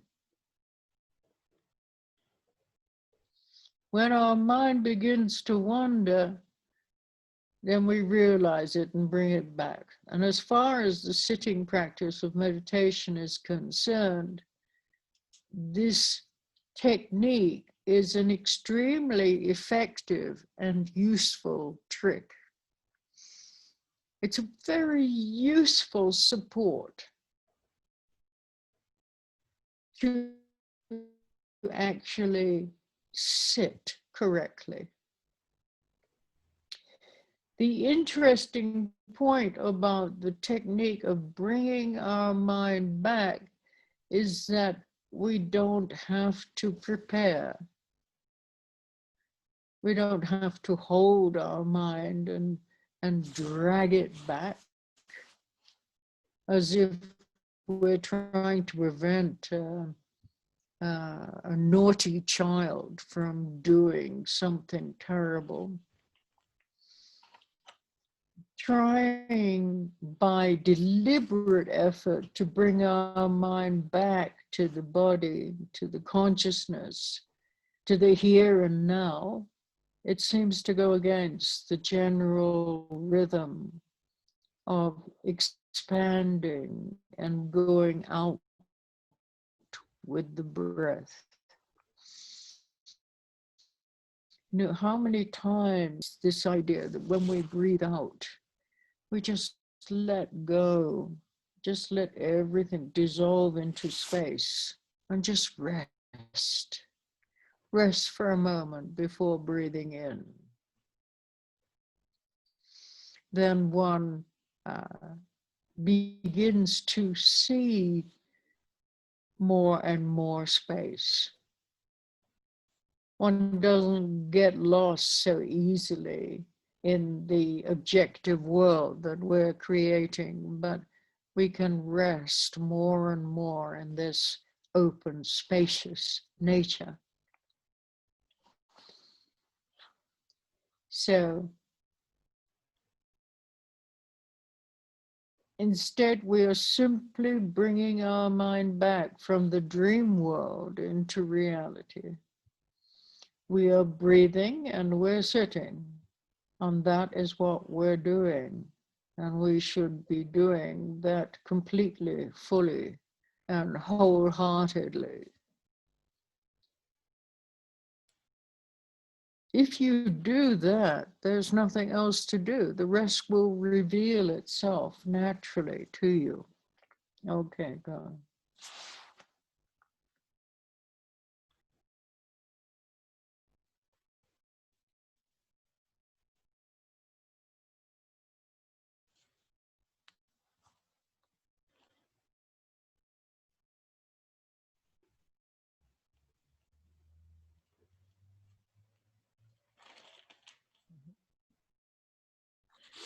O esforço, né, do terceiro aspecto da atenção plena, ele diz respeito a nós desenvolvermos a maturidade de dançar com as situações. No momento, nós não temos essa maturidade de dançarmos com as situações. E também não temos o sentimento de nós estarmos completamente inspirados em praticar sentados. Então, e se estivermos procurando pela inspiração de nos livrar de algo, nós estamos semeando algo que não vai prosperar. Nós precisamos cessar com essa ideia de que nós temos que lidar com o esforço como um elemento de inimigo. Nós temos que simplesmente estar atentos com o que fazemos, e em especial com o que ocorre com os nossos processos mentais. Nós temos que, e nós fazemos isso constantemente quando nós nos dedicamos na atenção plena da respiração. Quando a mente tenta especular ou conjecturar qualquer coisa, nós nos voltamos para a respiração. E utilizar a respiração é uma técnica muito efetiva, é um suporte muito útil nós nos sentarmos corretamente e voltarmos a nossa atenção para a nossa respiração. O ponto interessante aqui é que nós não temos que agarrar a nossa mente e trazê-la de volta para um determinado ponto. Não temos que agarrar a nossa mente, ou não temos que puxar a nossa mente ou a nossa atenção. Não temos que arrastar como se fosse uma criança teimosa que vai fazer alguma coisa de errado. Nós simplesmente pousamos a nossa atenção na respiração. Se você quer controlar a sua respiração ou lidar com a sua respiração de modo opressor, você vai acabar indo contra o ritmo natural de expansão que tem a respiração. Por isso que nós dizemos que nós inalamos e quando nós exalamos, nós deixamos tudo ir. Deixamos tudo dissolver no espaço. E descanse por um momento. Essa é a essência. Nós deixarmos tudo ir, deixarmos tudo se dissolver no espaço. E descansamos. E quanto mais nós fazemos isso, mais nós começamos a ver com mais e mais espaço, com mais e mais clareza. E você passa a não se perder no mundo dos objetos que nós criamos. Quando nós nos concentramos na respiração e deixamos tudo ir, se dissolvendo no espaço, nós começamos a descansar mais e mais nessa natureza aberta, espaçosa e sem limites. E o que nós fazemos é simplesmente respirarmos e sentando ali com um coração pleno, com uma atenção plena na nossa respiração, e simplesmente o fato de você se concentrar simplesmente na respiração, no ar entrando e no ar saindo, se você só fizer isso, naturalmente o resto vai se revelar para você. That's it, Annie, what I could understand. Yeah.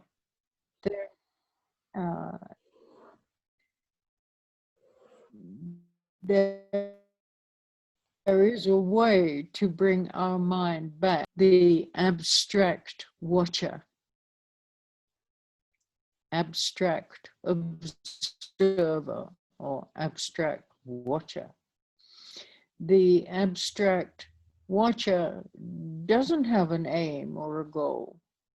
It's just mind being aware of itself. So in mindfulness of effort, there's a sudden flash of the watchers being there. At that point, you don't think in terms of getting back to the breath or trying to get away from your thoughts. You don't need to have any concrete and logical mind that repeats to itself. You don't need any of that. Instead, there's a general sense that something is happening here, and you are suddenly brought back without even a name or an idea why, how, or where. There's a quick glimpse, or we could say a change of tone, that is the core of mindfulness of effort. So this idea of mindfulness of effort, it can't be manufactured. It comes along when there is discipline, which sets the general pattern of sitting practice.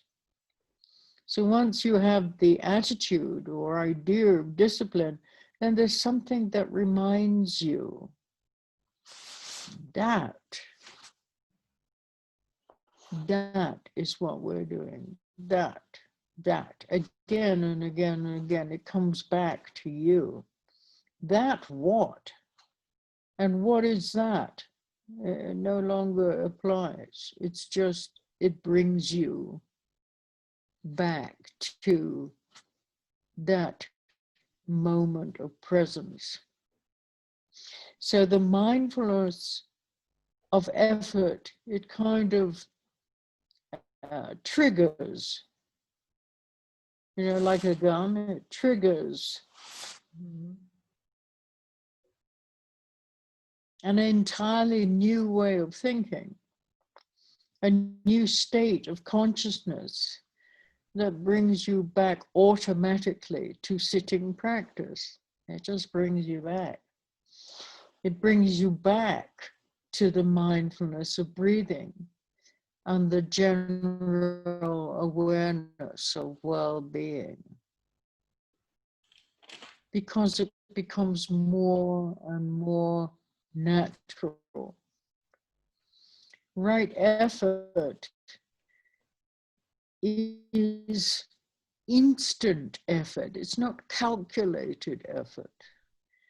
You could call this sudden kind of effort a leap. A leap, you know what a leap is? It's like a big jump. You leap. Yes. We could call it a leap or a sudden reminder. We could call it a sudden amazement. I don't know. We don't have the words for it. It could also be called a kind of panic. But panic without conditions. it's an unconditioned panic because it comes to you and changes our whole course of the way that we see things. The idea is not to try and maintain that sudden instant of mindfulness, or to hold on to it, or to cultivate it, but to get back to the meditation rather than nursing the reminder or entertaining the messenger. You just relate to what the messenger has to say.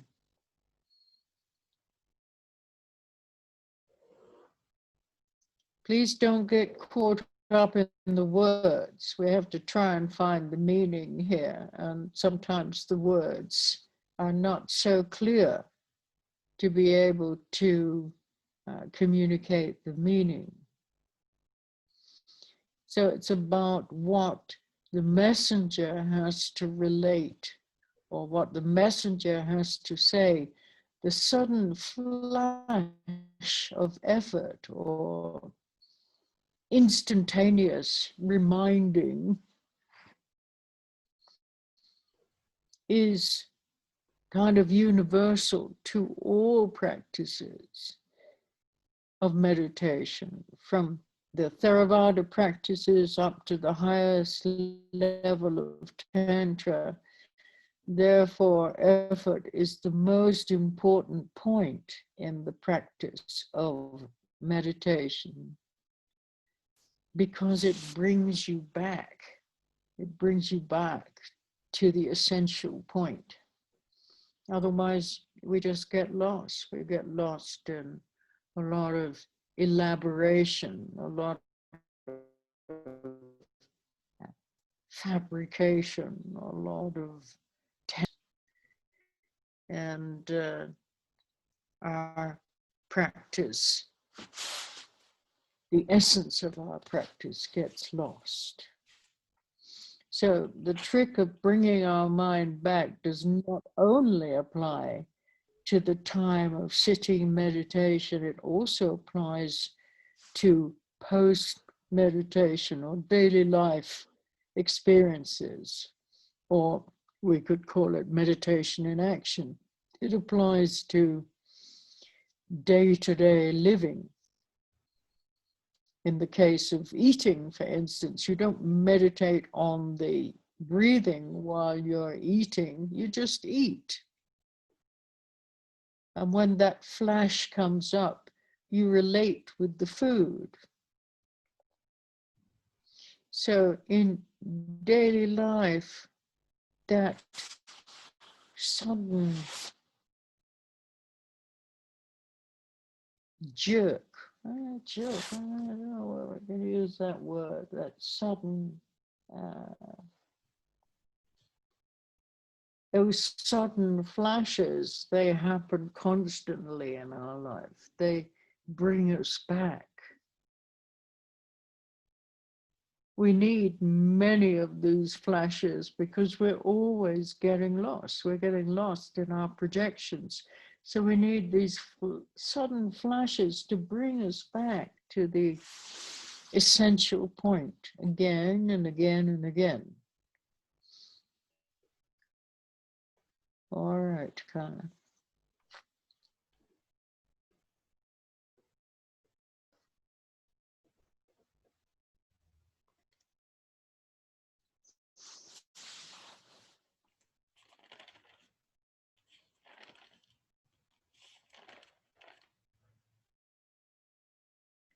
Há um modo de trazer a mente de volta.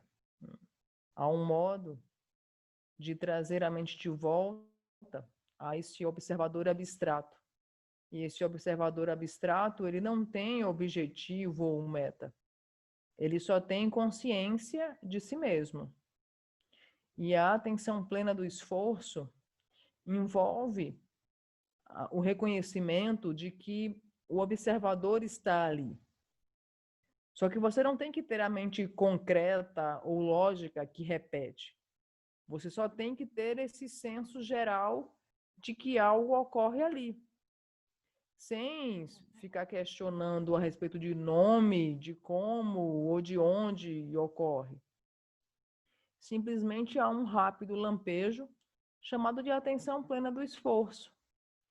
E essa ideia, ela não pode ser fabricada, não pode ser manufaturada. Ela depende simplesmente da disciplina de você sentar. E ao sentar e ao depositar a sua atenção na sua respiração, isso vai lhe lembrar, isso vai ativar a sua memória de novo e de novo, e você se volta para você. Traz você de volta para o momento de presença. A atenção plena do esforço é como gatilhos, como os gatilhos de uma arma. E traz para você um novo modo de ver, um novo modo completamente inteiro de ver. E isso vem automaticamente ao sentar e praticar. E essa consciência geral do bem-estar vai se tornando mais e mais natural. O esforço correto é um esforço instantâneo. É como um salto. É um lembrete. É como pular da beirada. É um lembrete. E é como se existisse um tipo de pânico que não tem condições. Porque ele vem até você e muda todo o curso da ideia que pensávamos. Todo o desenrolar da ideia que pensávamos. E a ideia aqui não é nos agarrarmos a nada. É simplesmente voltarmos para a nossa respiração, para a nossa meditação, sem ficar entretendo o mensageiro. Não fique, tenha muito cuidado para não ficar preso nas armadilhas das palavras. Talvez as palavras aqui não sejam tão claramente de serem compreendidas no primeiro momento, mas com paciência nós vamos compreendendo. O mensageiro, ele diz que é um lembrete instantâneo, e ele é universal em todas as práticas. E a atenção plena do esforço, ela perpassa todos os ensinamentos mais profundos, seja o Theravada, seja o mais elevado nível de Tantra. A atenção plena do esforço te traz de volta para o ponto essencial. E ela vai justamente evitar que você, de novo, se perca, fique perdido em todas as elaborações e fabricações. A atenção plena do esforço te traz para a essência da nossa prática. E a atenção plena do esforço, ela se aplica tanto para a meditação como para o pós-meditação, ou o que nós chamamos também de meditação em ação, que é a aplicação da meditação na nossa vida, nas mais variadas atividades da nossa vida. E quando nós falamos disso, nós não estamos dizendo assim que você está em meditação na hora que você come. Você simplesmente come. E a atenção plena está lá. Mas num primeiro momento, o que vão acontecer são flashes. E esses flashes vão acontecendo e vão acontecendo mais e mais na nossa vida, e nós precisamos de muitos flashes dessa atenção plena. Porque nós estamos habituados, o nosso hábito, a nossa tendência é ficarmos constantemente perdidos em nossas projeções. Por isso que nós precisamos ter vários e vários flashes de atenção plena, justamente para que eles nos tragam a esse ponto essencial da nossa vida. That's it, Tani. Okay, so now let's go back again. So mindfulness of body creates the general setting, bringing meditation into our life. Mindfulness of life is about making a personal relationship with our meditation practice, and mindfulness of effort makes both the mindfulness of body and the mindfulness of life more valid, more evident, and more workable. So with mindfulness of effort, then we are clearly on the path. Effort is like, as I've said before, effort is like the wheel on a chariot. This wheel connects the chariot and the road, or it's like an oar and a boat in a boat, and this connects the boat with the water. So effort is the connection that makes things move forward. So mindfulness of effort is a sudden reminder or sudden jerk, sudden flash of mindfulness. It's extremely important for the practice of meditation. The sudden jerk, I don't know how you're gonna translate that. Jerk, do you have a translation for jerk? Jerk is a very abrupt movement, a jerk. You know, you're sitting there quite calmly, and then someone kind of gives you a shock and you get jerked out of your daydreaming. Jerk, it's kind of an abrupt wake up. Jerk, or pull, you know, you can jerk something, you can pull it. The dog is running away and you have the dog on a lead and you jerk the leash or the lead so that the dog knows that it's on a lead. Jerk.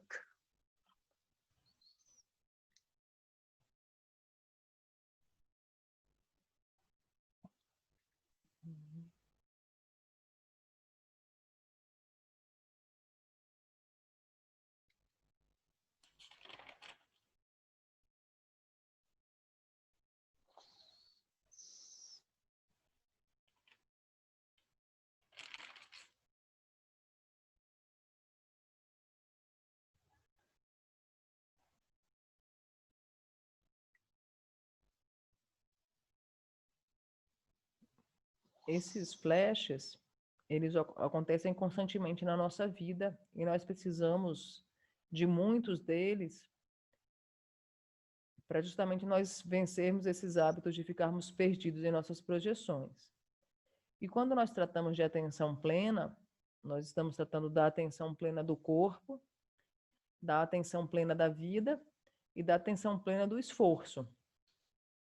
A atenção plena do corpo, né, nos conecta o nosso corpo com relação à meditação na nossa vida.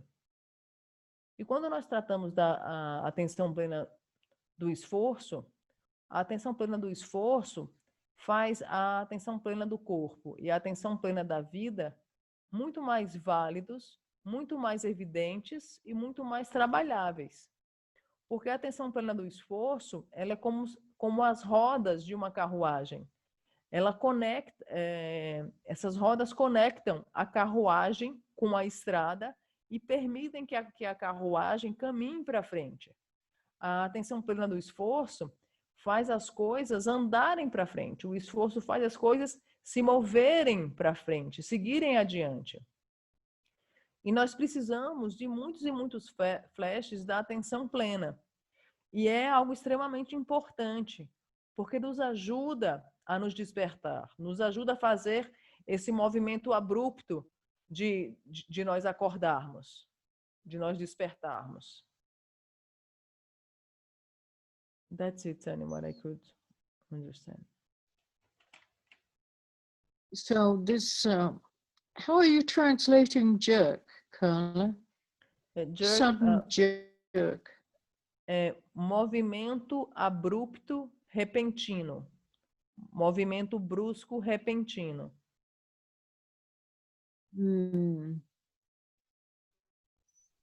How do you spell in English? So it's a certain J-E-R-K. Rastelo. Rastelo?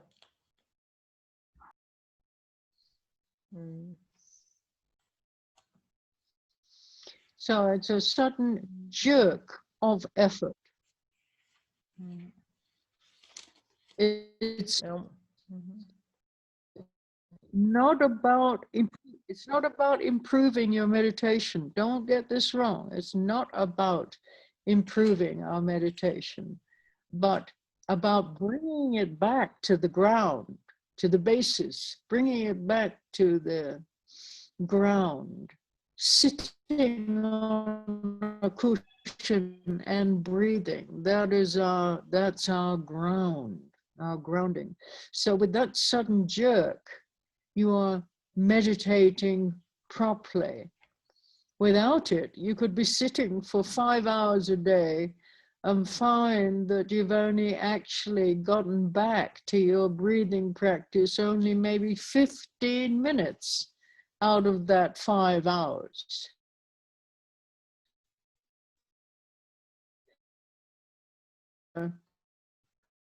Reading your own autobiography or doing all kinds of other things to entertain the mind, but you weren't sitting on the cushion and just breathing. Yeah. So we need these sudden jerks to remind us of effort. Just by hoping a flash will come to you and you will be reminded. You cannot leave it up to that flash of effort to just happen to you. You have to set up some kind of general alarm system, so to speak, or general atmosphere of effort. The atmosphere of effort is important. You need to be diligent and not have the faintest idea of looking for any form of entertainment. None whatsoever. We're not looking to be entertained by anything. You have to give up. You have to give something up. Give something up. Unless you give up reservations here is like your fears, it will be virtually impossible to develop instantaneous effort, or to have it. Important to have respect and appreciation and the willingness to work hard. Okay, Carla.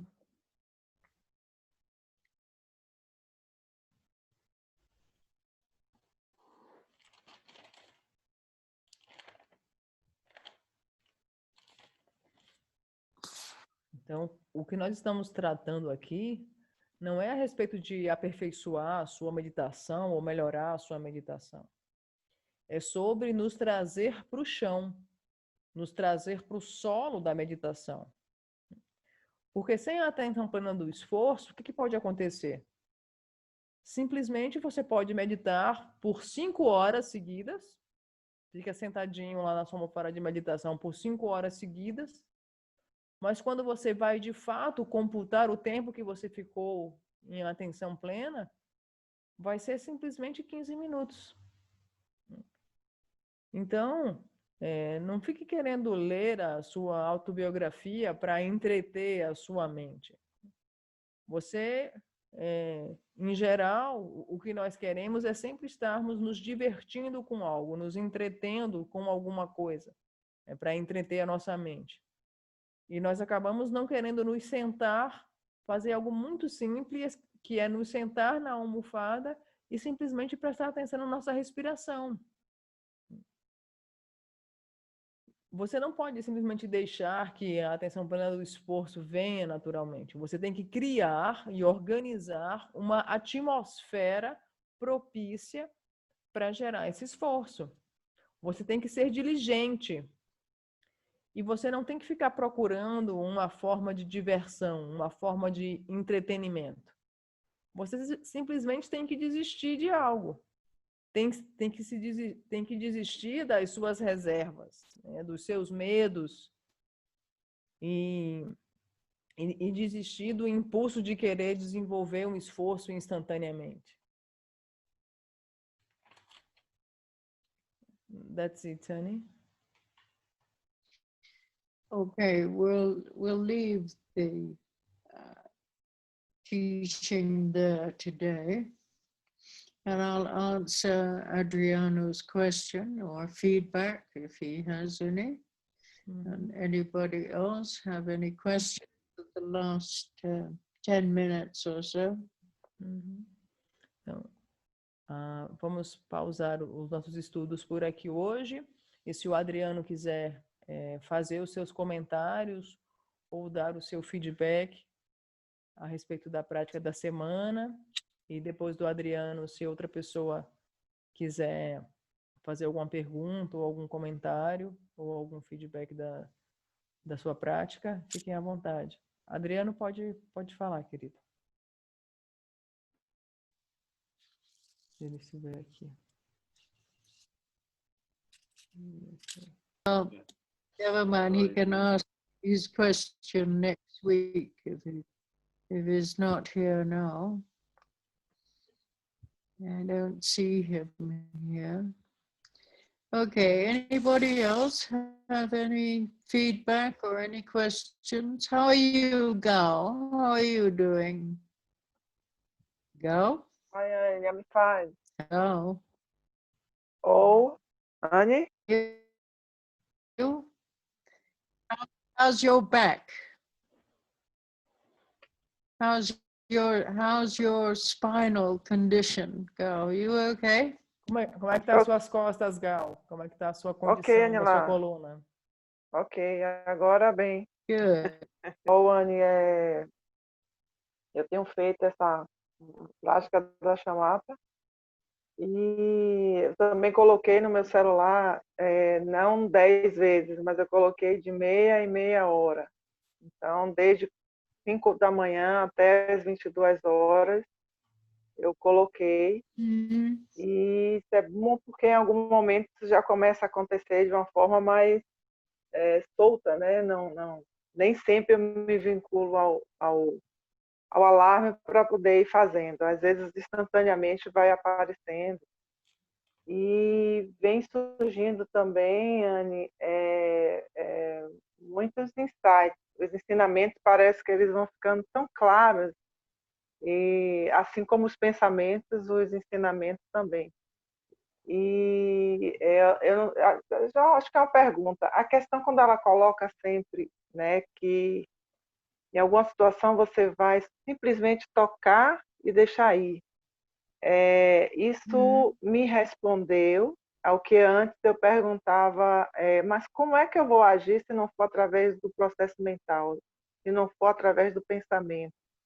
Então, parece que isso me respondeu, né? Veio muito isso à mente. Então eu só preciso, em algumas situações, tocar aquilo e depois deixar aquilo ir.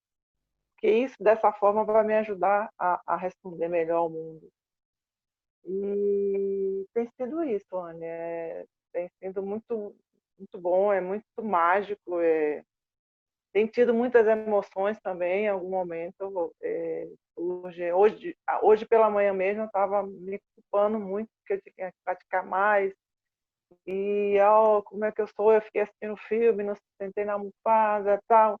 Aí, daqui a pouco, eu me peguei e digo, ok, tá, lá vem você criando tudo isso de novo. Então, fica bem claro também o processo de criar, essa coisa que ela fala da dualidade, dos opostos, você negando uma coisa e querendo outra. Então, nesse processo, hoje de manhã, ficou muito claro que eu coloquei valor, né, que eu tinha que praticar, e por eu não ter praticado, eu assisti o filme.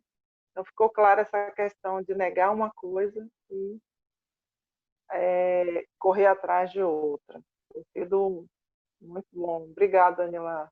Obrigada pelos ensinamentos a todos, a Sanga, a Carlinha, todo mundo que tem possibilitado que isso chegou até a gente. Então, só muita gratidão. Obrigada, Carla. Okay. I've been doing the shamatha's practice, and I'm using the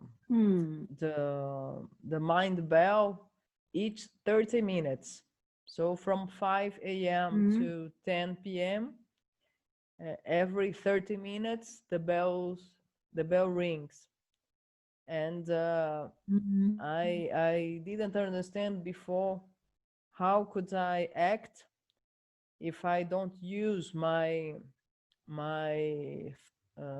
thoughts process, and I didn't understand very well the practice to touch and let it go. But now I can understand it, and I can understand that this is the answer for many different kinds of emotions that I felt, and I understood that I just need to touch and let things go. And even today, for example, when I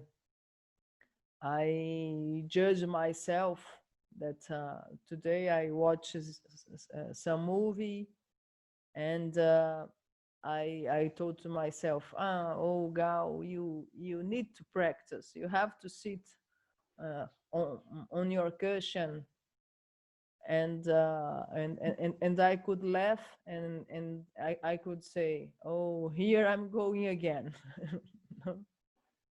And she could understand better the practice. Carlinha, só completando. And the good effects of it. Diz a ela que eu estou tendo coragem agora de alguns demônios. Eu estou conseguindo eliminá-los. Ou seja, aqueles pensamentos mais, aquelas emoções mais fortes, às vezes eu já consigo sentar e simplesmente deixar vir também. Então, alguns demônios eu já estou conseguindo, tendo coragem para enfrentar. And she wants to say that now she has the courage to deal with some demons, that she can now sit and simply allow that the emotions come, and the strongest emotions come, and she can face it easily. She's not afraid anymore. She has the courage to do whatever come out. Yeah, the more we can relax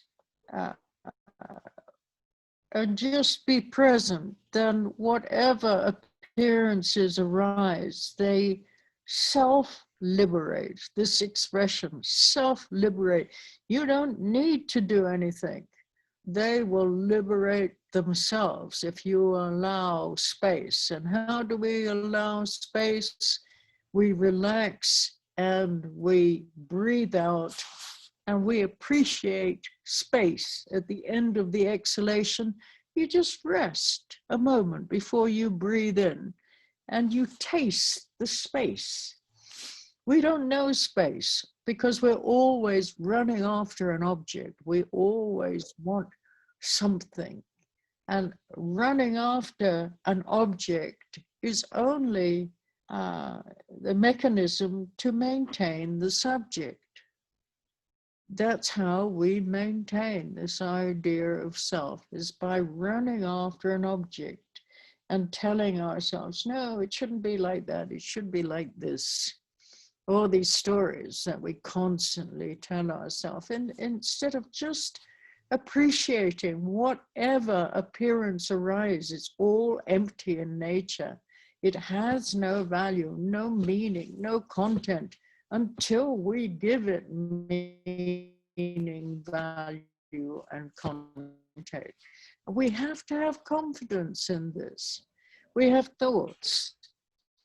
One thought has gone, and the next thought has not arisen yet. The great master Digo Chansi Rinpoche kind of teaching, he could give you that. He was enlightened. He was such an extraordinary master, and constantly he would tell everybody he met, the last thought has gone, and the next thought has not arisen yet.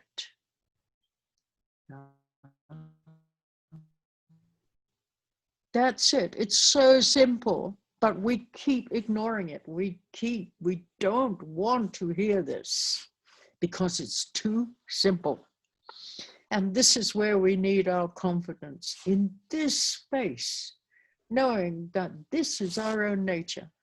And if we don't have confidence in this, we'll always be looking for something else. We'll never be satisfied with the present moment because it's not the way we want it to be.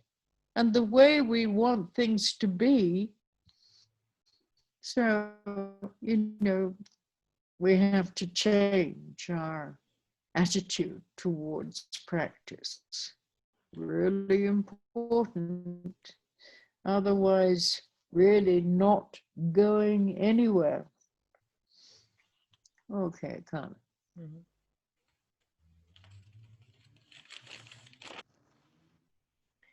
Quanto mais nós podemos relaxar, mais nós podemos estar presentes, mais as aparências que surgirem, nós simplesmente liberamos. Nós relaxamos e exalamos e criamos mais e mais espaço, mais e mais clareza. Só que o que ocorre é que nós sempre queremos algo. Sempre estamos correndo atrás de um objeto. E sempre superdimensionamos esses objetos, atribuindo significado, conteúdo, conceito, características.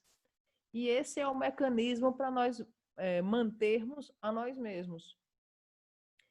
E nós passamos a emanar que isso deve ser desse jeito, aquilo deve ser daquele outro jeito, em vez de simplesmente nós apreciarmos o que quer que surja, né? Nós apreciarmos a vacuidade do que quer que surja, sem conteúdo, sem atribuições. E é algo muito simples. É como Digo Khyentse sempre mencionava.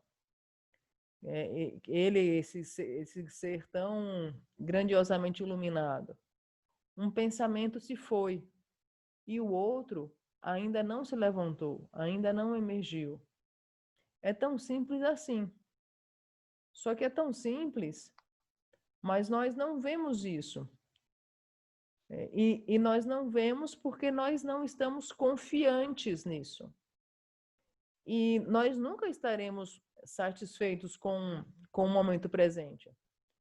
Nós temos que mudar a nossa atitude de querer nos entreter com a meditação.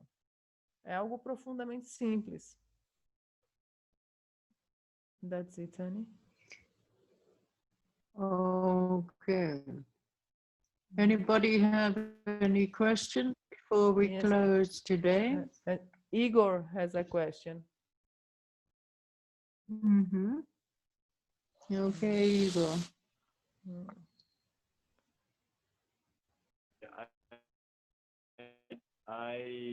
I wrote the question because I'm not sure if my internet is good enough to talk with you. Can you hear me clearly? Yes. I can hear you. I can't see your question. I have a question. It spans that. What's this? I don't understand what you've written. I have a question. It spans that you spoke of two kinds of instincts. it spans? What do you mean? Can you speak about that? I don't really understand what you're saying here. It seems, okay. No, I'm not talking about two kinds of... Yeah, of two kinds. Okay. Because you said I'm not about talking casual about instinct and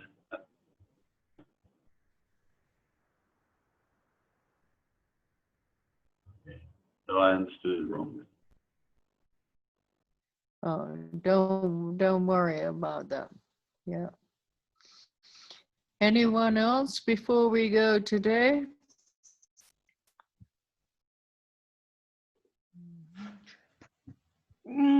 Hi, I don't Annie. understand.